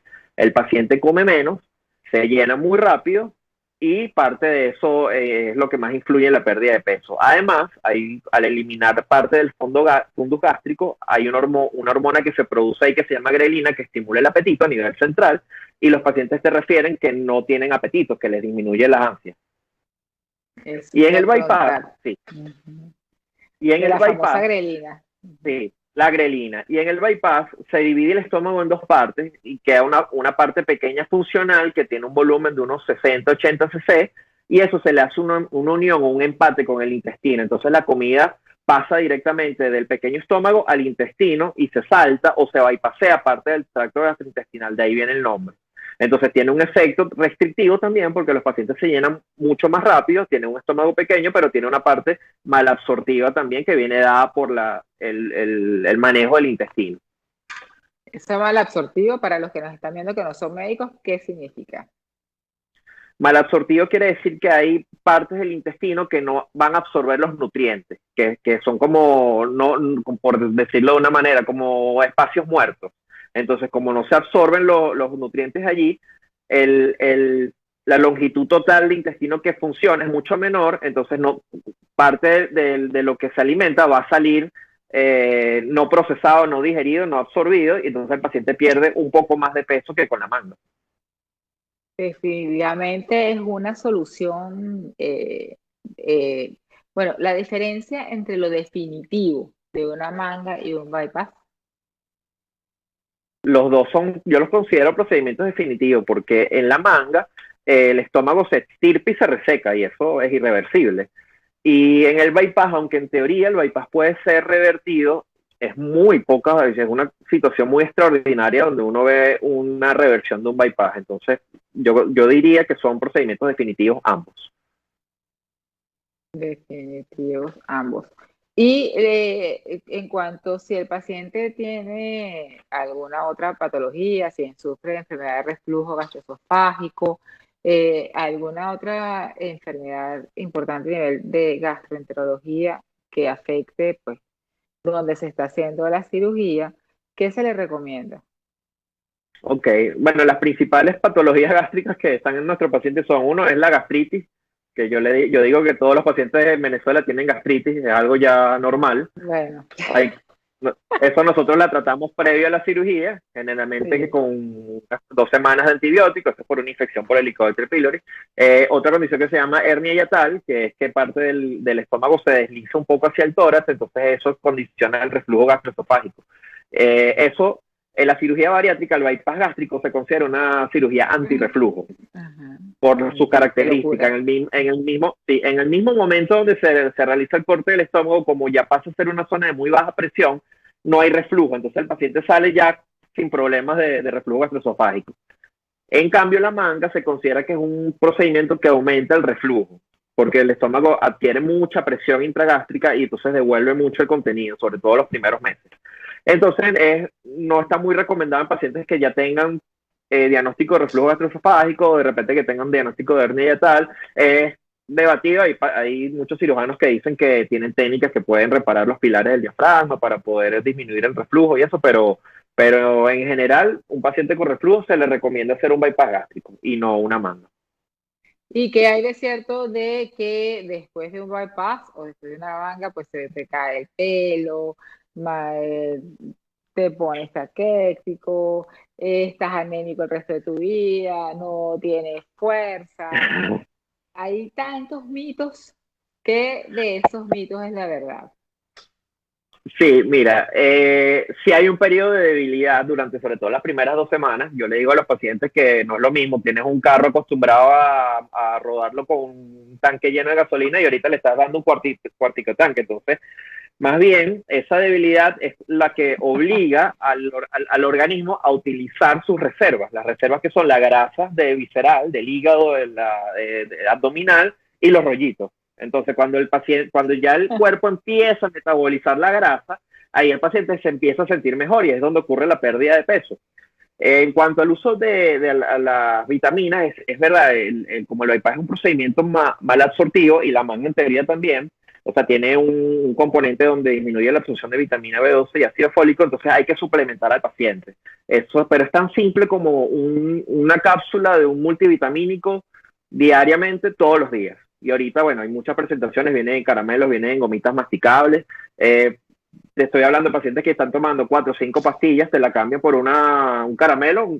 A mí me parece una buena opción, ¿no? ¿Y qué recomiendas tú? Siempre vitamina B12 y ácido fólico.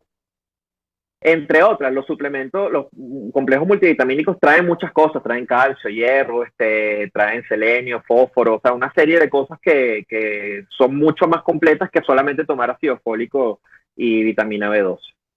En la caída del cabello, que es lo otro que me habías preguntado, ocurre también eso, sobre todo en los primeros 3 meses, en mujeres, obviamente, porque son las que tienen el cabello más largo, y aunque no lo parezca, es un buen signo, porque es un signo de pérdida de peso, el folículo piloso se debilita. Sí, es un buen signo porque es un signo de pérdida de peso, el folículo se debilita porque el cabello que está saliendo sale como un poco subóptimo. Entonces, al debilitarse se cae, pero el cabello que sale inmediatamente después está sano. Entonces, yo le digo a las pacientes que tengan paciencia. No, claro, uno les recomienda en ese periodo de tiempo no hagan muchas cosas en el cabello, desrices, tintes, manténgalo lo más tranquilo posible para que pasen los 3 meses y después de eso su cabello crece sano y tiene su cabello normal. Y no he visto la primera paciente calva de cirugía bariátrica, no existe, yo no la he visto. Eso te iba a preguntar, ¿has visto pacientes calvas? No. No lo he visto. Perfecto. Y el periodo de recuperación, ¿cómo tú lo recomiendas en este momento donde estamos con el COVID, donde pues hay que tomar otra serie de medidas? ¿Cómo es el periodo de recuperación de tus pacientes operados en pandemia? Ok, nosotros hacemos la cirugía siempre a primera hora, entonces el paciente pasa, después de que termine la cirugía, esta dura 1 hora y media aproximadamente, pasa el día en la clínica y al día siguiente iniciamos la tolerancia al líquido. 1 hora y media, ¿cuánto dura la cirugía contigo? 1 hora y media. 1 hora y media dura un bypass y 1 hora una manga, es un poquito más corta, ese es el promedio. Entonces, el paciente pasa la noche en la clínica o en el hospital y al día siguiente es egresado. Egresa a su domicilio con una dieta líquida de jugos, papillas, compotas, gelatinas, y que va a cumplir durante una semana, y de ahí en adelante el contacto o la vigilancia médica es a través de teleconsulta. ¿No? El paciente me va escribiendo cómo me siento hoy, me llama y estamos en contacto hasta la semana siguiente, en donde nos volvemos a ver en el consultorio, le hacemos un examen físico, le retiramos los puntos y le progresamos la dieta, y de ahí en adelante todo se puede hacer por vía digital prácticamente. De ahí en adelante está esto, bueno, por supuesto, una cirugía laparoscópica y pues los puntos sí. No los quitas, son puntos reabsorbibles ahora. Depende del consumidor, del cirujano que los está haciendo. Y hay cirujanos que les gusta colocar, hay un pegamento especial que es para no dejar puntos externos. Hay otros que hacen unos puntos como invisibles, como que no se noten mucho, otros hacen puntos normales. Depende de la técnica del cirujano. Y en la conclusión de tus pacientes bariátricos, ¿qué te dice el paciente cuando te sienta enfrente de ti o cuando tú haces un control al año? ¿Qué dice el paciente? Mira, la mayoría de los pacientes me dicen, no sé por qué me lo debía haber hecho antes, ¿por qué no me lo hice antes? Esa es y muchos se preocupan, claro, una cosa importante es que la pérdida de peso no es permanente, la pérdida de peso, el periodo de luna de miel, le digo yo, de la cirugía entre el año y el año y medio, que es donde ocurre la pérdida de todo el exceso de peso, y después de allí el peso se estabiliza y el paciente tiene que tomar más responsabilidad y conciencia de mantener ese peso, o sea, porque el paciente de repente se malacostumbra y empieza a aumentar las cantidades, a comer cosas que son un poco más calóricas, entonces puede reganar algo. Entonces los pacientes al año y medio me buscan y me dicen, doctor, me gané 2-3 kilos, estoy preocupado, porque no quieren volver a ser obesos nuevamente. Sí, entonces hay que regalar 3 kilos. Esos 2-3 kilos preocupan y será que se vuelve otra vez. Y con respecto a lo que llevó a hacerse esa cirugía, con respecto a las patologías cardiológicas, a la patología pues endocrina, a todo lo que acompañaba a ese año y medio, a final de esos 2 años, el paciente sigue teniendo la necesidad de la insulina, sigue teniendo la necesidad del antihipertensivo. ¿Cómo es la normalidad de esos pacientes? No, los pacientes están curados y yo diría más del 90% de los pacientes que hemos operado ya al año no tienen ningún problema. Están tomando sus vitaminas únicamente y me dicen, mira, doctor, ya no estoy tomando pastillas para la tensión, no estoy tomando el glucofaje, que es uno de los medicamentos que más se usan en estos casos. Y otra cosa importante, las parejas me dicen, el doctor ya no ronca, pues me deja dormir, descansan mejor, son más productivos, pueden salir a jugar con sus niños, con sus hijos, porque no les duele la espalda, no les duele las rodillas. O sea, en general la calidad de vida les cambia drásticamente para mejor. Definitivamente es así. Sí, de hecho nosotros en Respira Libre, que hacemos todo el tratamiento, tenemos de apoyo a un nutricionista en el centro que es de una unidad de cirugía bariátrica. Para poder, el doctor Domingo Porras, que está con nosotros, para poder manejar ese sobrepeso en los pacientes roncadores. Mi querido doctor, entonces, la cirugía bariátrica con coronavirus o sin coronavirus es una opción de salud y calidad de vida en los pacientes. Sí, totalmente, totalmente. No se inhiban de acudir con un cirujano bariátrico o con un nutricionista por miedo al coronavirus. Ahorita esas medidas se están manejando. En las consultas se utilizan en la mayoría de las instituciones privadas serias, tienen medidas de seguridad, están cumpliendo las normas del tapabocas. Con solo cumplir las medidas de seguridad, usted siendo paciente ya está tranquilo, está seguro, ¿ok? Entonces vayan, porque tiene más riesgo quedándose así como está que yendo a la consulta a verse con su nutricionista, con su cirujano.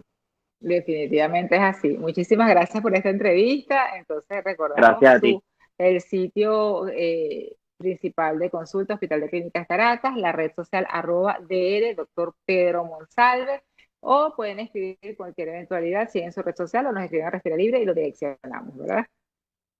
Dale, muchas gracias. Gracias por la entrevista. Ya regresamos con Respira Libre. Ya estamos de vuelta con Respira Libre. Y ahora vamos con nuestra sección de calidad de vida. Entrevista de calidad de vida con Juan Antonio Pérez, programador neurolingüístico, miembro del staff del co-creador de la programación neurolingüística, Richard Bandler, certificado en PLN. Así que vamos con él y una entrevista bien especial. Y bienvenidos en su espacio de entrevistas con Respira Libre. Nos encontramos hoy hablando con respecto a nuestro espacio de calidad de vida con Juan Antonio Pérez, miembro del staff del co-creador de la PNL, Programación Neurolingüística, el doctor Richard Bandler. Y bueno, realmente encantada, Juan Antonio, de que hayas aceptado nuestra invitación. Es un honor porque tú tienes una amplia realmente cantidad de personas que te siguen, eres un influencer súper importante con respecto a todo lo que es la parte de programación neurolingüística, y quisiera, pues, aparte de darte la bienvenida, empezando por preguntar ¿qué es la PNL? Bueno, gracias por la invitación. Y más allá de la gente que me sigue, lo más bonito de mi trabajo es que una persona me puede llegar con un tic nervioso, que lo puede tener en un lado de la cara, puede llegar alguien con un pítico en el oído, que eso creo que ustedes los médicos le dicen tinnitus, puede llegar un niño con dislexia, una persona con ansiedad, con depresión, y 45 minutos después, una hora después, esa persona literalmente es otra. Porque la PNL te da a ti las instrucciones de cómo funciona este señor. Tú compras una licuadora de 2 velocidades y te trae instrucciones. A ti nadie te dio las instrucciones de tu cerebro. De por sí, nuestro sistema educativo está diseñado para que tú, como puedas, haces las cosas. Estabas en primer grado y te decían, memorízate esto. Sin embargo, nadie te enseñó a memorizar. Nadie te enseñó que, de acuerdo a lo que estás haciendo dentro de esta cabecita, tú vas a sentir las emociones. Las emociones en un momento son producto o consecuencias de cosas que están sucediendo fuera de ti, sino son las interpretaciones. Cuando tú estudiaste medicina, en algún momento en anatomía, habrás recordado que nosotros tenemos un sistema entérico, tenemos redes neuronales entre el 70% de la córtex de nuestro cerebro y nuestro aparato digestivo. Por eso las emociones las sentimos aquí. y de acuerdo a lo que nosotros estemos viendo, escuchando, sintiendo, oliendo, saboreando, es decir, nuestros 5 sentidos, como esté configurado ese pensamiento, ya sea el pasado o del futuro, nos vamos a sentir. Entonces, la PNL verdaderamente es tener por primera vez unas instrucciones de cómo puedo usar este señor para cualquier cosa que yo quiera. Definitivamente es básico, es fundamental. Y como tú estás diciendo, no tienes edad para las personas que te acercan, ¿verdad? Para las que piden asesoría contigo. Puede ser desde niños hasta ancianos. Tal cual, tal cual. Yo tengo workshops para niños que comienzan a partir de los 5 años. Lo único que sí necesito realmente es que por lo menos sepan las letras, ¿no? Las letras y los números. Ya con eso es más que suficiente. Y bueno, y alumnos, he tenido hasta personas de 80, 82 años en la certificación a los seminarios que después terminan lanzándose en Benji, después terminan, ¿cómo se llama?, haciendo un curso de piloto, estudian una 4ª carrera. Es decir, se dan cuenta que literalmente lo peor que tú puedes tener en la vida, y te lo digo por experiencia porque trabajé en un hospital 5 años en donde mis habilidades las desarrollé a un nivel superlativo, es que trabajando en ese hospital, niños de 6, 7 años que ya estaban desahuciados, o sea, les quedaban 3, 4 días para morir, adultos mayores que ya estaban listos para morir, todos parecía que tenían el mismo libreto. O sea, eso fue algo impresionante. Eso realmente fue, de por sí, mi tercer libro va a ser en base a eso. Todos se arrepentían más de las cosas que dejaron de hacer que de las que hicieron y les salieron mal. Es impresionante. Tú puedes creer, un niño de 7 años que se arrepintió que nunca le quitó las rueditas de atrás a la bicicleta porque le daba miedo. Y entonces pues me decía en su manera, coño, hubiese preferido meterme mi golpe en la rodilla a que saber que más nunca voy a montar bicicleta sin rueditas. Y esa idea, ¿no? Ese concepto, te lo juro que me fascinó tanto porque al final de cuentas las limitaciones, digan lo que diga la gente, están acá. Así de sencillo. Definitivamente. ¿Cómo entró Juan Antonio en el mundo de la PNL? Bueno, mi ex esposa hizo un curso de PNL en Venezuela. Yo vivo en Venezuela, sin embargo tengo unas vacaciones forzadas de hace como 6 meses aquí afuera de ella.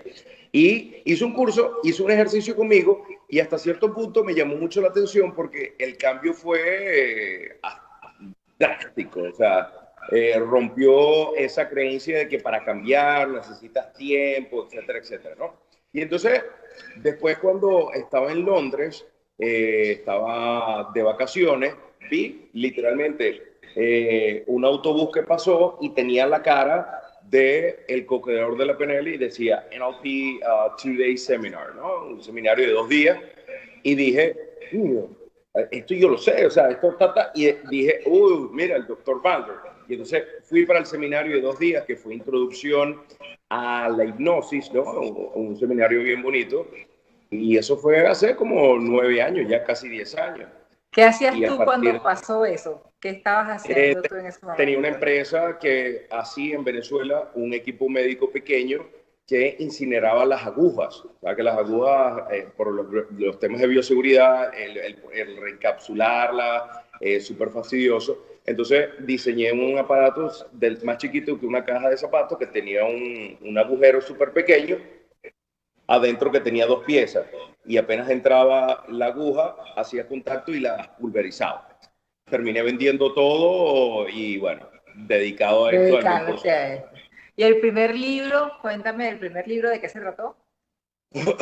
Mi primer libro es de programación neurolingüística, apuntando hacia los padres, ¿no? Apuntando hacia los padres. Porque yo tengo más o menos como 7 años dando un seminario de PNL para padres que tienen hijos menores a los 12 años, ¿no? Cuando entran ya cuando entran las hormonas es otro tema, es otra metodología. Es otra metodología, ya hay grilletes, sótanos, leones, tigres, etcétera, etcétera. Entonces, cuando comencé a dar ese seminario, realmente fue porque estaba con algunos amigos míos en parrillas, qué sé yo, pasando vacaciones, y yo sí notaba que el lenguaje que utilizaban para literalmente comunicarle a los niños cualquier cosa, realmente era contrario a cómo funciona nuestra mente inconsciente. Acuérdate que el lenguaje es netamente inconsciente. Consciente tenemos la idea de lo que vamos a decir. Ahora, el idiota que varias veces en conferencias magistrales se me han parado en cursos, en escuelas de comunicación social, me dicen que el lenguaje netamente consciente, yo digo, sí, tú tienes 30.000 palabras conscientes ahorita. Es como decir, exacto, es como decir, inconscientemente nuestros 5 sentidos están trabajando. De por sí, tú lo sabes, cuando a ti te ponen la peridural, ¿qué hace la peridural? La anestesia hace que la señal del dolor en ningún momento llegue a tu mente consciente. Sin embargo, tú estás consciente, tú estás hablando. Ahora, que nada sientas de aquí para abajo es otra cosa. Entonces, cuando me di cuenta que ellos estaban hablando, le dije, no corra, no, y el niño corriendo, no corriendo. Entonces, cuando estudié PNL, entendí que el proceso del lenguaje es literalmente hacer una búsqueda en tu mente por cada palabra que tú escuches. Si yo digo marciano, ya tú estás viendo un marciano dentro de tu cabeza.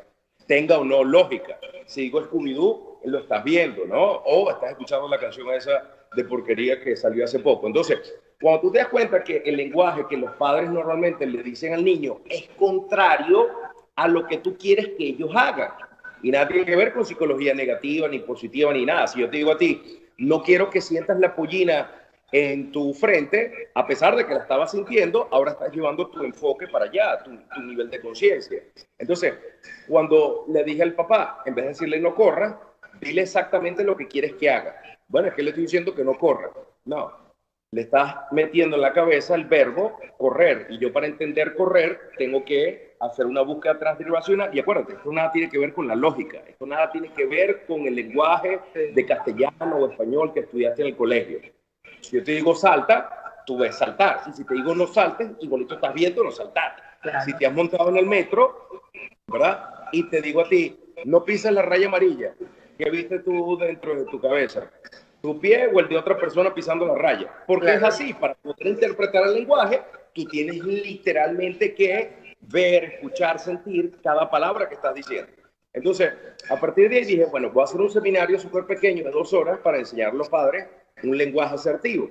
Y bueno, fue súper chévere porque a los papás al principio les costaba entenderlo durante el seminario. Sin embargo, todos mis seminarios son participativos. O sea, son seminarios. Yo nunca he dado una charla, una conferencia en mi vida. No son charlas. La gente lo hace. O sea, si yo te digo a ti, hazlo.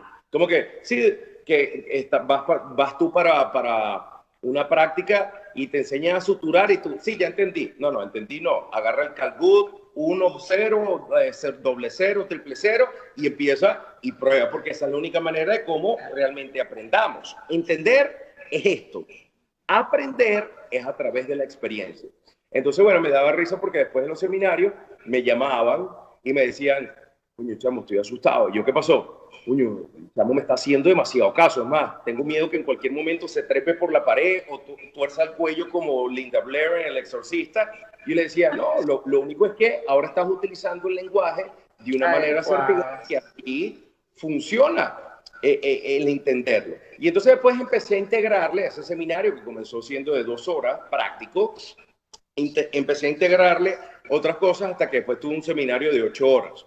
Y un día alguien me dice, mira, pero ¿esto trae algún tipo de material? No, usted todo lo que aprende lo aprende aquí. De por sí en mis seminarios y en los seminarios del Dr. Bandler también está prohibido anotar. O sea, vamos en contra de esa creencia que tú tienes que estar dando idioteces. Tienes que enfocarte en lo que está diciendo. Sí, y lo aprendes, ¿me entiendes? Lo aprendes. Tú cuando eras virgen pudiste haber anotado todo lo que tenías que hacer antes de hacer el amor, pero en el momento de la broma, tú literalmente las notas las botaste, igual para escribir, igual para anotar, para, ¿cómo se llama?, manejar, para lo que sea. Y entonces alguien me dijo, ¿y entregas material después? Y yo, no. ¿Por qué? O sea, ya lo tienes.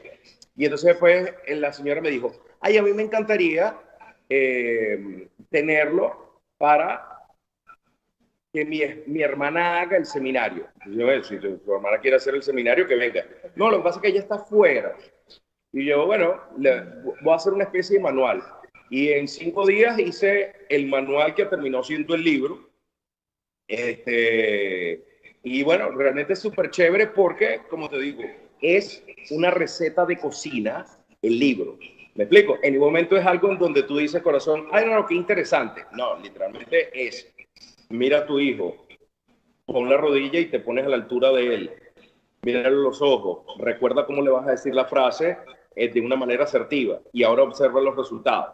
No, interesante, no, o sea, una receta de cocina, si yo te digo, hazlo al pie de la letra y cambias algo, estás haciendo una idiotez diferente a la que yo te dije.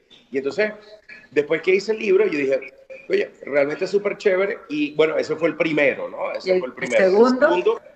El segundo lo escribimos todos los colegas del staff hace como 3 meses, que por sí está disponible para el público en general porque es gratuito, en donde cuando cerraron el mundo, estábamos hablando del grupo y dijimos y que bueno, yo creo que la gente ahorita, más que nunca, los que en el momento tengan fortaleza mental, van a empezar con la idiotez de que tengo ansiedad, tengo depresión, tengo ataques de pánico. Y entonces dijimos, bueno, vamos a sacar algo para que las personas que realmente sepan que la única persona responsable de su salud emocional eres tú.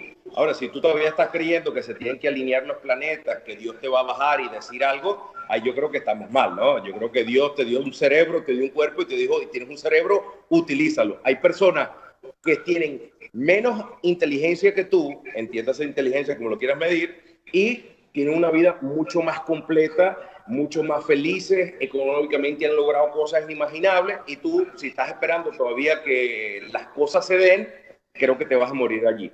Y entonces escribimos un libro llamado de PNL para el mundo, en donde cada capítulo tiene literalmente un recetario de acuerdo a lo que tú quieras, ¿no? Entonces, mira, siento ansiedad porque en un momento puedo tener el control de lo que dejé de hacer. Bueno, haz esto, haz esto, haz esto. Entonces, es increíble cómo personas de literalmente casi todos los países del mundo, porque la sociedad es amplia, ¿no? La sociedad de PNL, el doctor Barlow es amplia. Es increíble los comentarios como la gente dice, la primera vez que lo leí, el capítulo, poco entendí. Sin embargo, cuando empecé a repetirlo, efectivamente ya es como una técnica. Me explico, es como una técnica, es como que la primera vez que haces una torta, tal vez la primera vez, bueno, te sale más o menos, pero ya después hasta le pones decoración. Y ese realmente fue súper bonito porque, como te digo, las personas que se dieron cuenta que la única persona responsable de tus resultados eres tú, tanto dentro y fuera de ti, entonces los han leído y ha sido un aporte súper bonito porque realmente simplemente nos dijimos, bueno, yo creo que esto podría funcionar para las personas que lo quieran y ha sido un aporte que ha traído mucha satisfacción, ¿no? Para los 14 autores que lo escribimos, inclusive el prólogo es el doctor Pablo. ¿Y está disponible en Amazon? ¿Dónde está? No, está disponible en la página web de todos los que lo creamos. Al final, cuando demos las redes sociales, vivirpnl.com, ahí lo descargas gratuito. Ahí está la versión en inglés y en castellano, ¿no? Para las personas que lo quieran tener. Perfecto, excelente. Y con respecto, con respecto a la situación actual, mundo, exactamente, las diferentes edades que estamos necesitando estructuras, el que no lo manejaba, empezar a manejarlo, estructuras diferentes de cómo enfrentar la vida, de cómo avanzar. El que se sienta, como tú dijiste, el que se sentaba a decir, bueno, esto no va a salir adelante, me voy a morir, seguramente pues le irá mucho peor. Pero ese enfoque de esta situación mundo que nos ha cambiado a todos de aquí en adelante en las diferentes edades, ¿me puedes dar una visión o algo de la receta que estás dando en ese libro? De esta Muy bien. situación ahorita. Todo comienza por preguntarte si vas a llorar y esperar que alguien venga y te dé dinero y que alguien venga y te haga sentir bien, o si empiezas a recordar todas las cosas que tú has logrado en tu vida antes de esto, todas las cosas, cuántas cosas que tú has logrado en tu vida, un paseo. Fueron literalmente así como que tu papá, bueno, ya tienes 18 años, aquí tienes un carro. Bueno, el primer día de clases en la universidad y te dijeron, no, tú eres muy bonita, toma, aquí tienes el título. No, literalmente todo lo que tú has logrado, inclusive hasta bajar de peso, subir de peso, dependiendo de lo que quieres hacer como meta, aprender un idioma, ha tenido sus obstáculos, ¿no? Es así, la vida es muy hermosa. Yo quiero esto, aquí tienes este obstáculo. Y los obstáculos verdaderamente es nuestra incompetencia de saber cómo resolver un problema. Somos incompetentes por naturaleza. Nacemos incompetentes. La gente dice, coño, ¿por qué me dice incompetente? Bueno, porque te faltan las competencias. Tú en un momento sabías caminar y desarrollaste la habilidad de caminar. Si te gusta el sushi, tú en ningún momento sabías cómo agarrar los palitos chinos y aprendiste las competencias motrices para poder agarrarlo. Igual con conducir, igualito con conversar, igualito con seducir, igualito con manejar, con nadar, con cualquier tipo de deporte. Esa es la vida. Eres incompetente y tienes que aprender las competencias para solventar ese problema. Entonces, si una persona ahorita está diciendo, bueno, exacto, es que ante lo que quieres ahorita, eres incompetente. Es así de fácil. Entonces, lo único que realmente está dentro de ti es decir, bueno, cuando yo logré esto en mi vida en algún momento, yo recuerdo que este obstáculo apareció y tuve que aprender las habilidades necesarias para resolverlo y ese obstáculo se convirtió en un desafío. Y una vez que ya lo aprendiste, ese desafío, ¿qué es? Nada, simplemente ya quedó en el pasado. Ahora, todas las personas que nos estén escuchando y viendo, en algún momento de su vida comenzaron algo y lo abandonaron.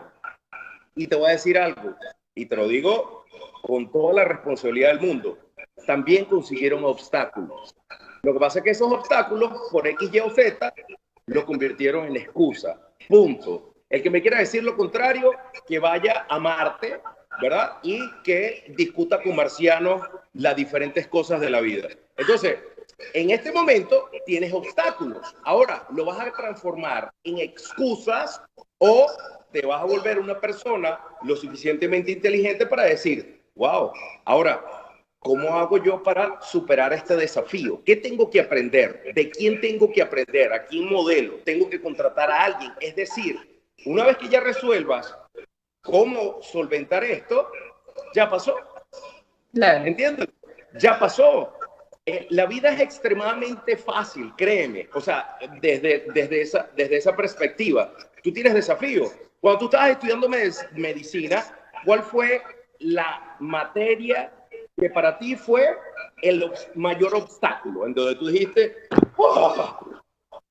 Bioquímica. Exactamente. Sin embargo, tienes tu título. Claro. Exacto. Entonces, te convertiste en la mujer en ese momento, en la versión tuya, capaz de decir, yo como sea, voy a aprender esto. Ya sea, me imagino, ¿cómo se llama? La dopamina y la fórmula y los esteroides, o los escribo 25,000 veces en hoja de impresión, o agarro, o sea, tú buscaste una estrategia que funcionó para ti, sin embargo ahora bioquímica quedó como un bonito recuerdo en donde ese desafío lo lograste y ahora tú lograste tu meta. Es así de sencillo. Entonces, para todas las personas que nos estén escuchando, literalmente esto es igual, créeme, es igual a todo lo que tú has superado en la vida. Ahora, si vas a llorar, vas a convertir esto en una excusa más. Ya está. Mientras que hay otras personas que están aprendiendo lo necesario, indiferentemente de el área tuya. Yo tengo clientes míos en Argentina, en Bolivia, en Japón, tal, que dentro de las cosas, literalmente, más allá de reinventarse, porque esa palabra está como que muy truqueada, realmente es decir, ¿qué es lo que voy a hacer yo ahorita? ¿Qué es algo que realmente me apasiona? ¿Qué es lo que puedo hacer? Y literalmente lo han hecho, corazón. Fíjate, a nosotros nos cerraron el aeropuerto el 25 de marzo, fecha en la que yo me devolvía, Florida, Bogotá y Venezuela.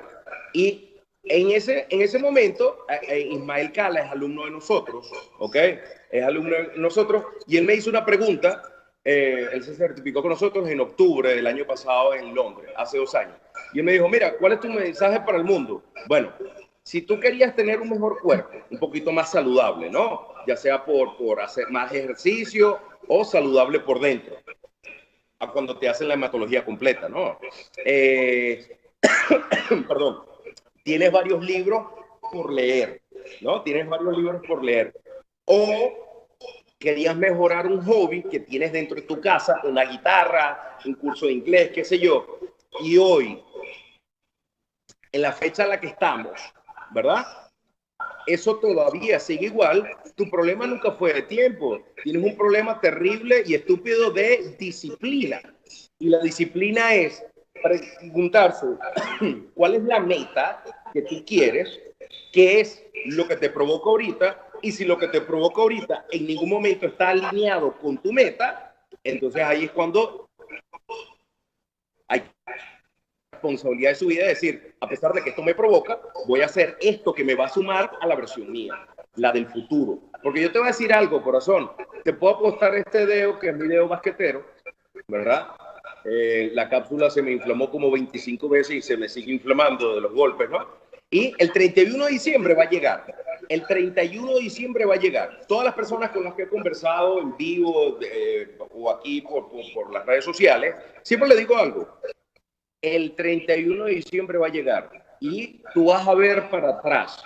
Vas a verte a ti en febrero, te vas a ver a ti en marzo, te vas a ver en abril, mayo, junio, julio y tal. Y te aseguro que la mayoría se va a arrepentir de las idioteces que lo paralizaron y dejaron de hacer mientras que otras personas lo hicieron. Porque eso va a llegar. Entonces, ¿tú quieres una vida hermosa? Bueno, primero y principal, vete para el futuro en esa vida y después retrocede y date cuenta de los pasos. Acuérdate que tú como buen médico, tú sabes mejor que nadie que nuestro sistema nervioso en ningún momento sabe lo que es pasado y lo que es futuro. En ningún momento lo sabe. Tú recuerdas un momento maravilloso y lo que estés viendo dentro de aquí, tu sistema entérico hace que revivas la emoción.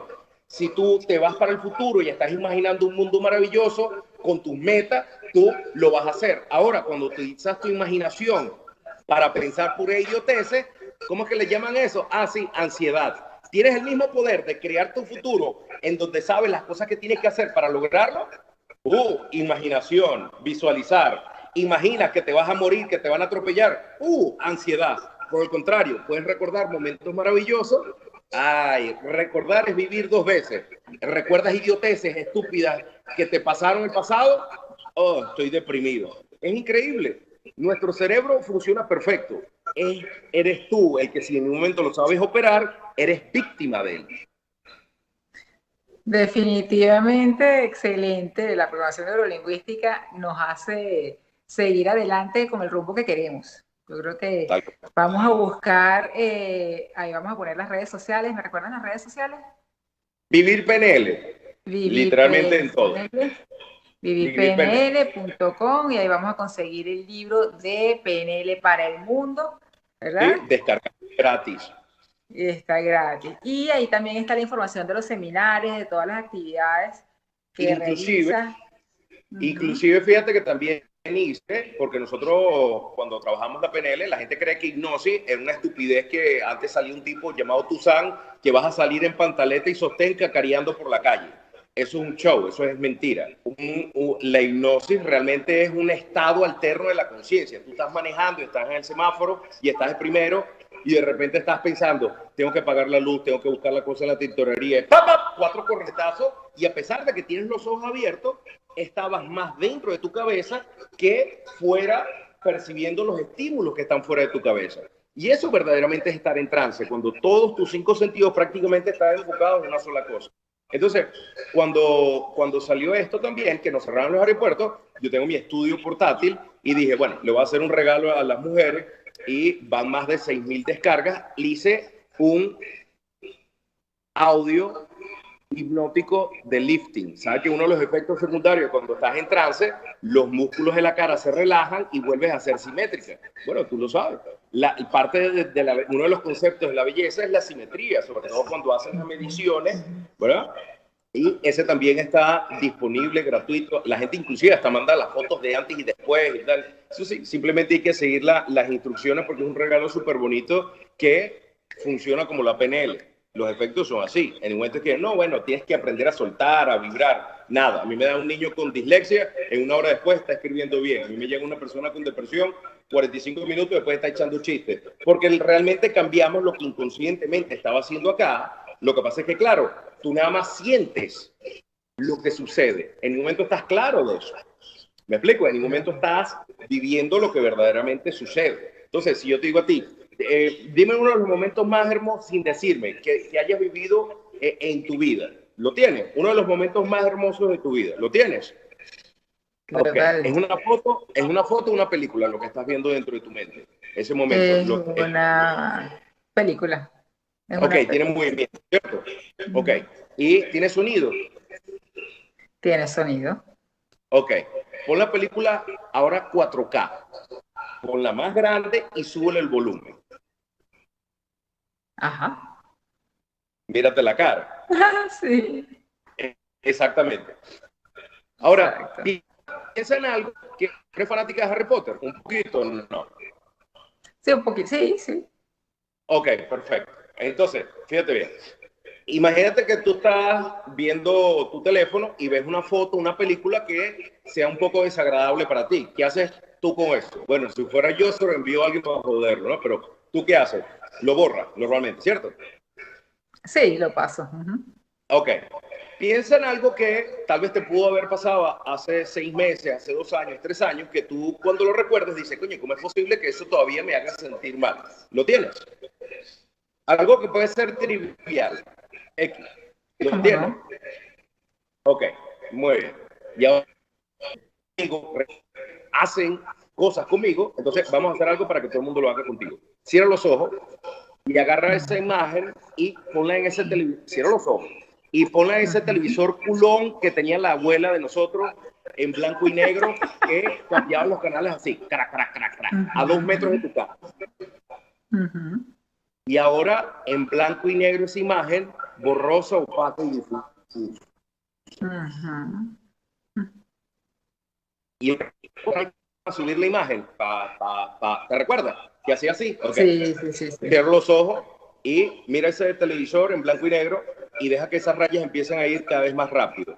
Y la imagen está borrosa, opaca y difusa. Borrosa, opaca y difusa. Más rápido, hasta que quede ese blanco y negro que era el... Y por última vez, ahora pon por última vez esa imagen del tamaño de la uña chiquita de tu dedo chiquito del pie.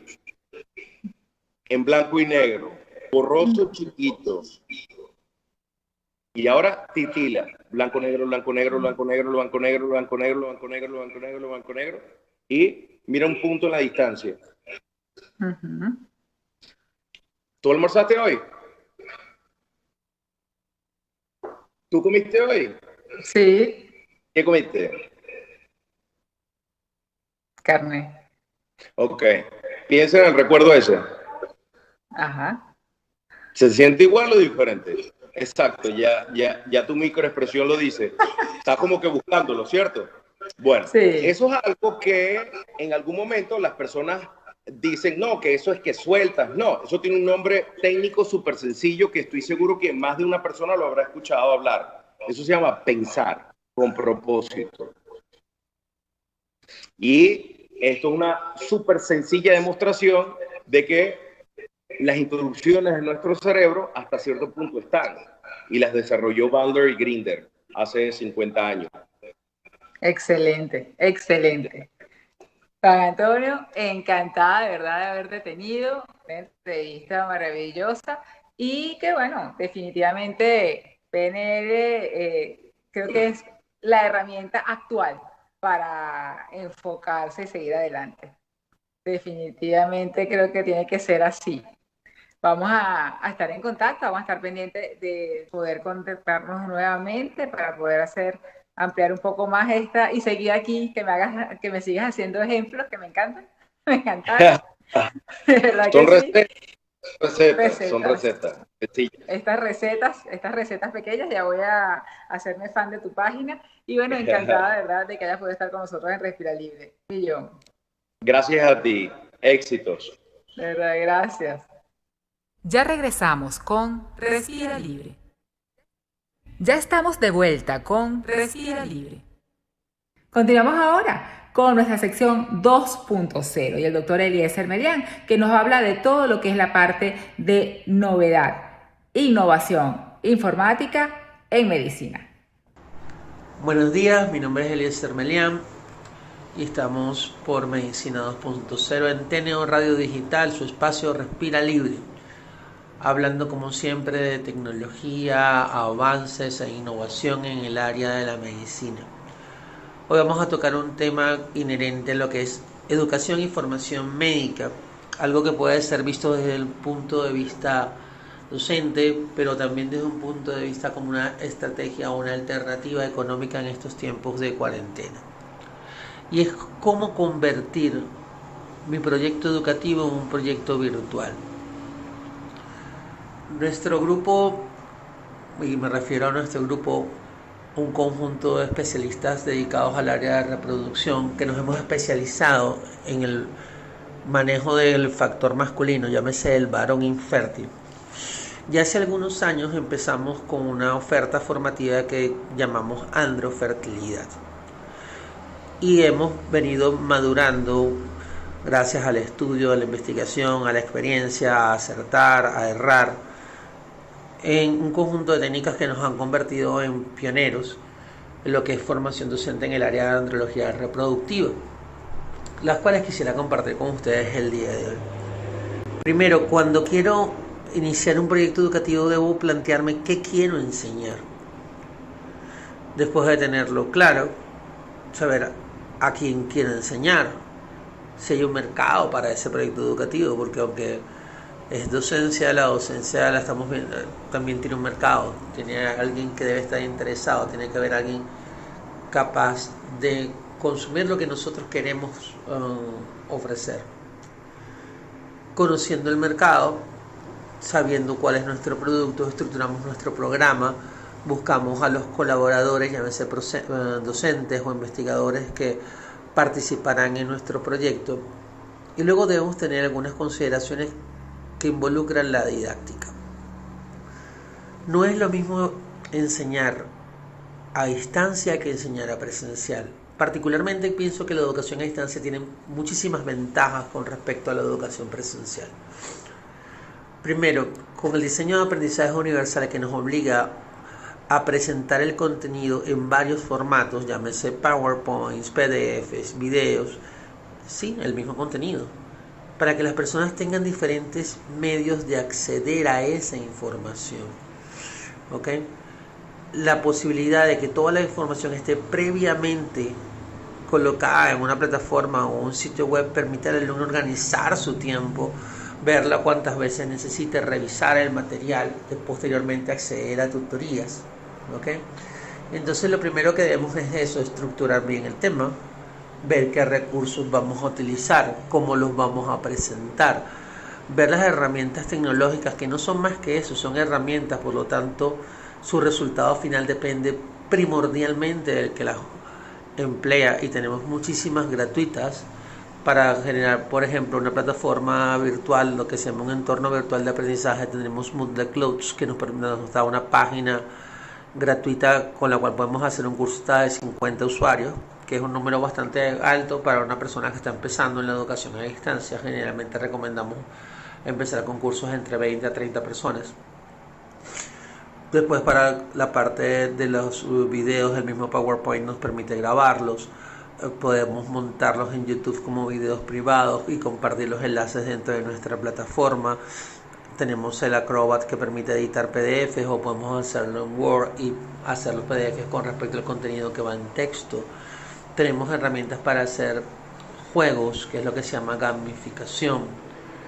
Tenemos herramientas para producir podcasts, que se han puesto muy de moda porque son descargables y son básicamente audios que pueden escucharse en cualquier momento, mientras manejamos, mientras hacemos nuestros quehaceres, y por eso han venido ganando aceptación y popularidad en el medio. Después viene el conjunto de la evaluación, dentro de los cuales podemos hacer los conocidos cuestionarios, pero también debemos tratar de organizar actividades en las cuales se fomente la interacción en el grupo, ya que uno de los retos de la educación a distancia es particularmente eso, vencer la distancia, generar cierto grado de proximidad. En nuestra experiencia siempre tenemos un foro de WhatsApp abierto. Tenemos algunas cosas para humanizar el foro. Le pedimos a la gente iniciando nuestros cursos que coloquen sus nombres en sus estados. Y cuando empiezan las interacciones, les solicitamos que se llamen por su nombre. ¿Ok? Entonces, al final de nuestros cursos, que generalmente duran un mes, tenemos un mes llamándonos Pedro, Pablo, Dr. Meliá, José Carlos, Randolfo, y el ambiente que quizás se percibe un poco frío de la educación a distancia, logramos vencerlo. ¿Qué también les puede ir? En nuestro proyecto de educación a distancia de androfertilidad ya tenemos 300 egresados. Y en la Escuela Vargas, que lo hacemos de manera gratuita, tenemos un programa mixto, parte virtual y parte presencial. Ya superamos los 500 egresados. Así que dentro de poco, con el favor de Dios, superaremos los 1000, convirtiéndonos en un grupo por lo menos bastante destacado en el área de formación virtual.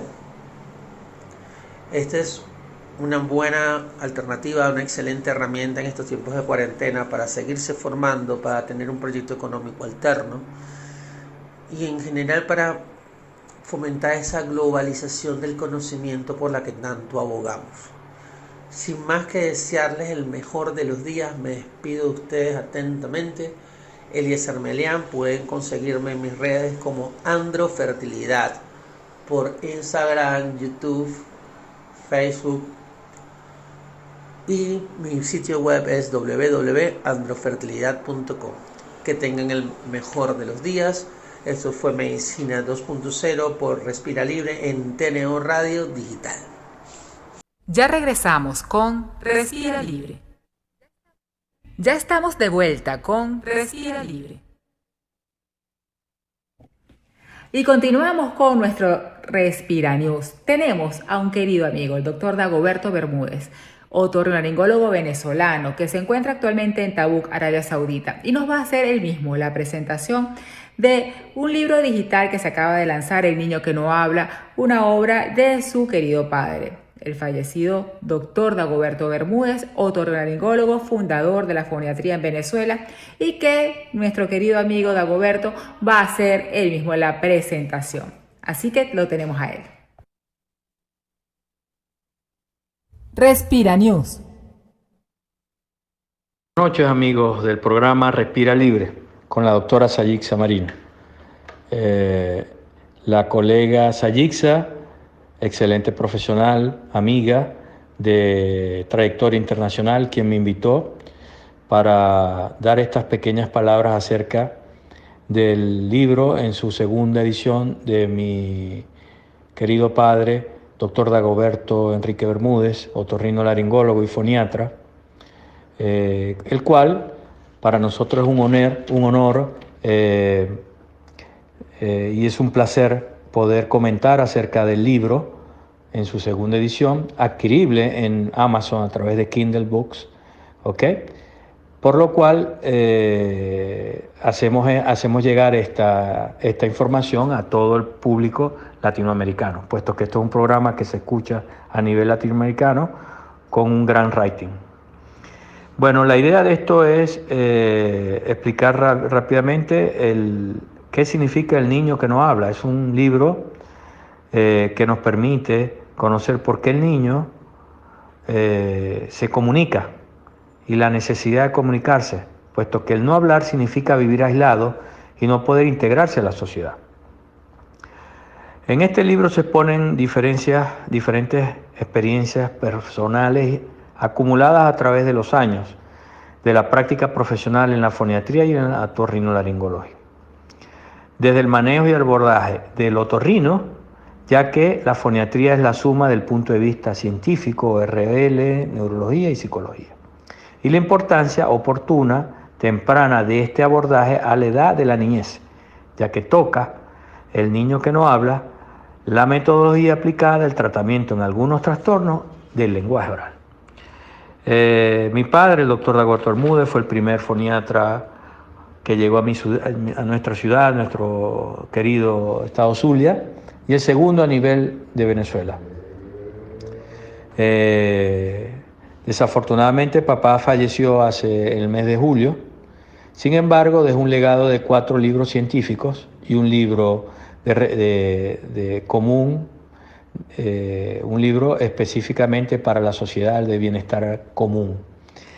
Pero este es el primero en publicarse en Amazon y el cual tenemos el honor de presentarlo a través de las redes sociales y un placer la invitación por la doctora Sayixa. Como algunos conocieron a mi padre, papá fue de los primeros otorrinofoniatras que se formaron en Venezuela, luego estudió en Buenos Aires, Argentina, y bueno, en su momento tocó dar clases, fue profesor de la Universidad del Zulia, dando clases de anatomía en la cátedra de anatomía humana, de otorrinolaringológica, de fonética, de problemas de aprendizaje en la educación, y fue el fundador de la cátedra de educación especial en la Universidad del Zulia. También fue fundador en el Hospital Universitario de Maracaibo de la cátedra de otorrinolaringología y foniatría. Como muchos saben y que conocieron también a papá, fue un hombre muy sencillo, muy humilde, ético y apegado a las leyes morales y científicas de nuestro país. Así que bueno, de una vez más agradezco a la doctora Sayixa exponer este libro que es muy importante para la sociedad humana y la sociedad médica, El niño que no habla.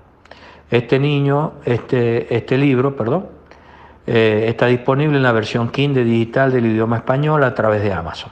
Es la segunda edición para este libro, como homenaje en vida y obra a mi querido padre.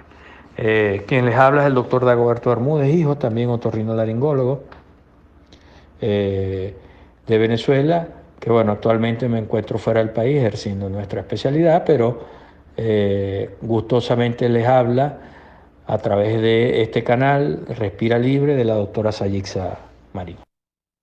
Para comunicarse con la producción del programa, haz clic en Respira Libre en tnoradio.com o síguenos en nuestras redes @respiralibre. Respira Libre, porque una respiración adecuada mejora tu calidad de vida.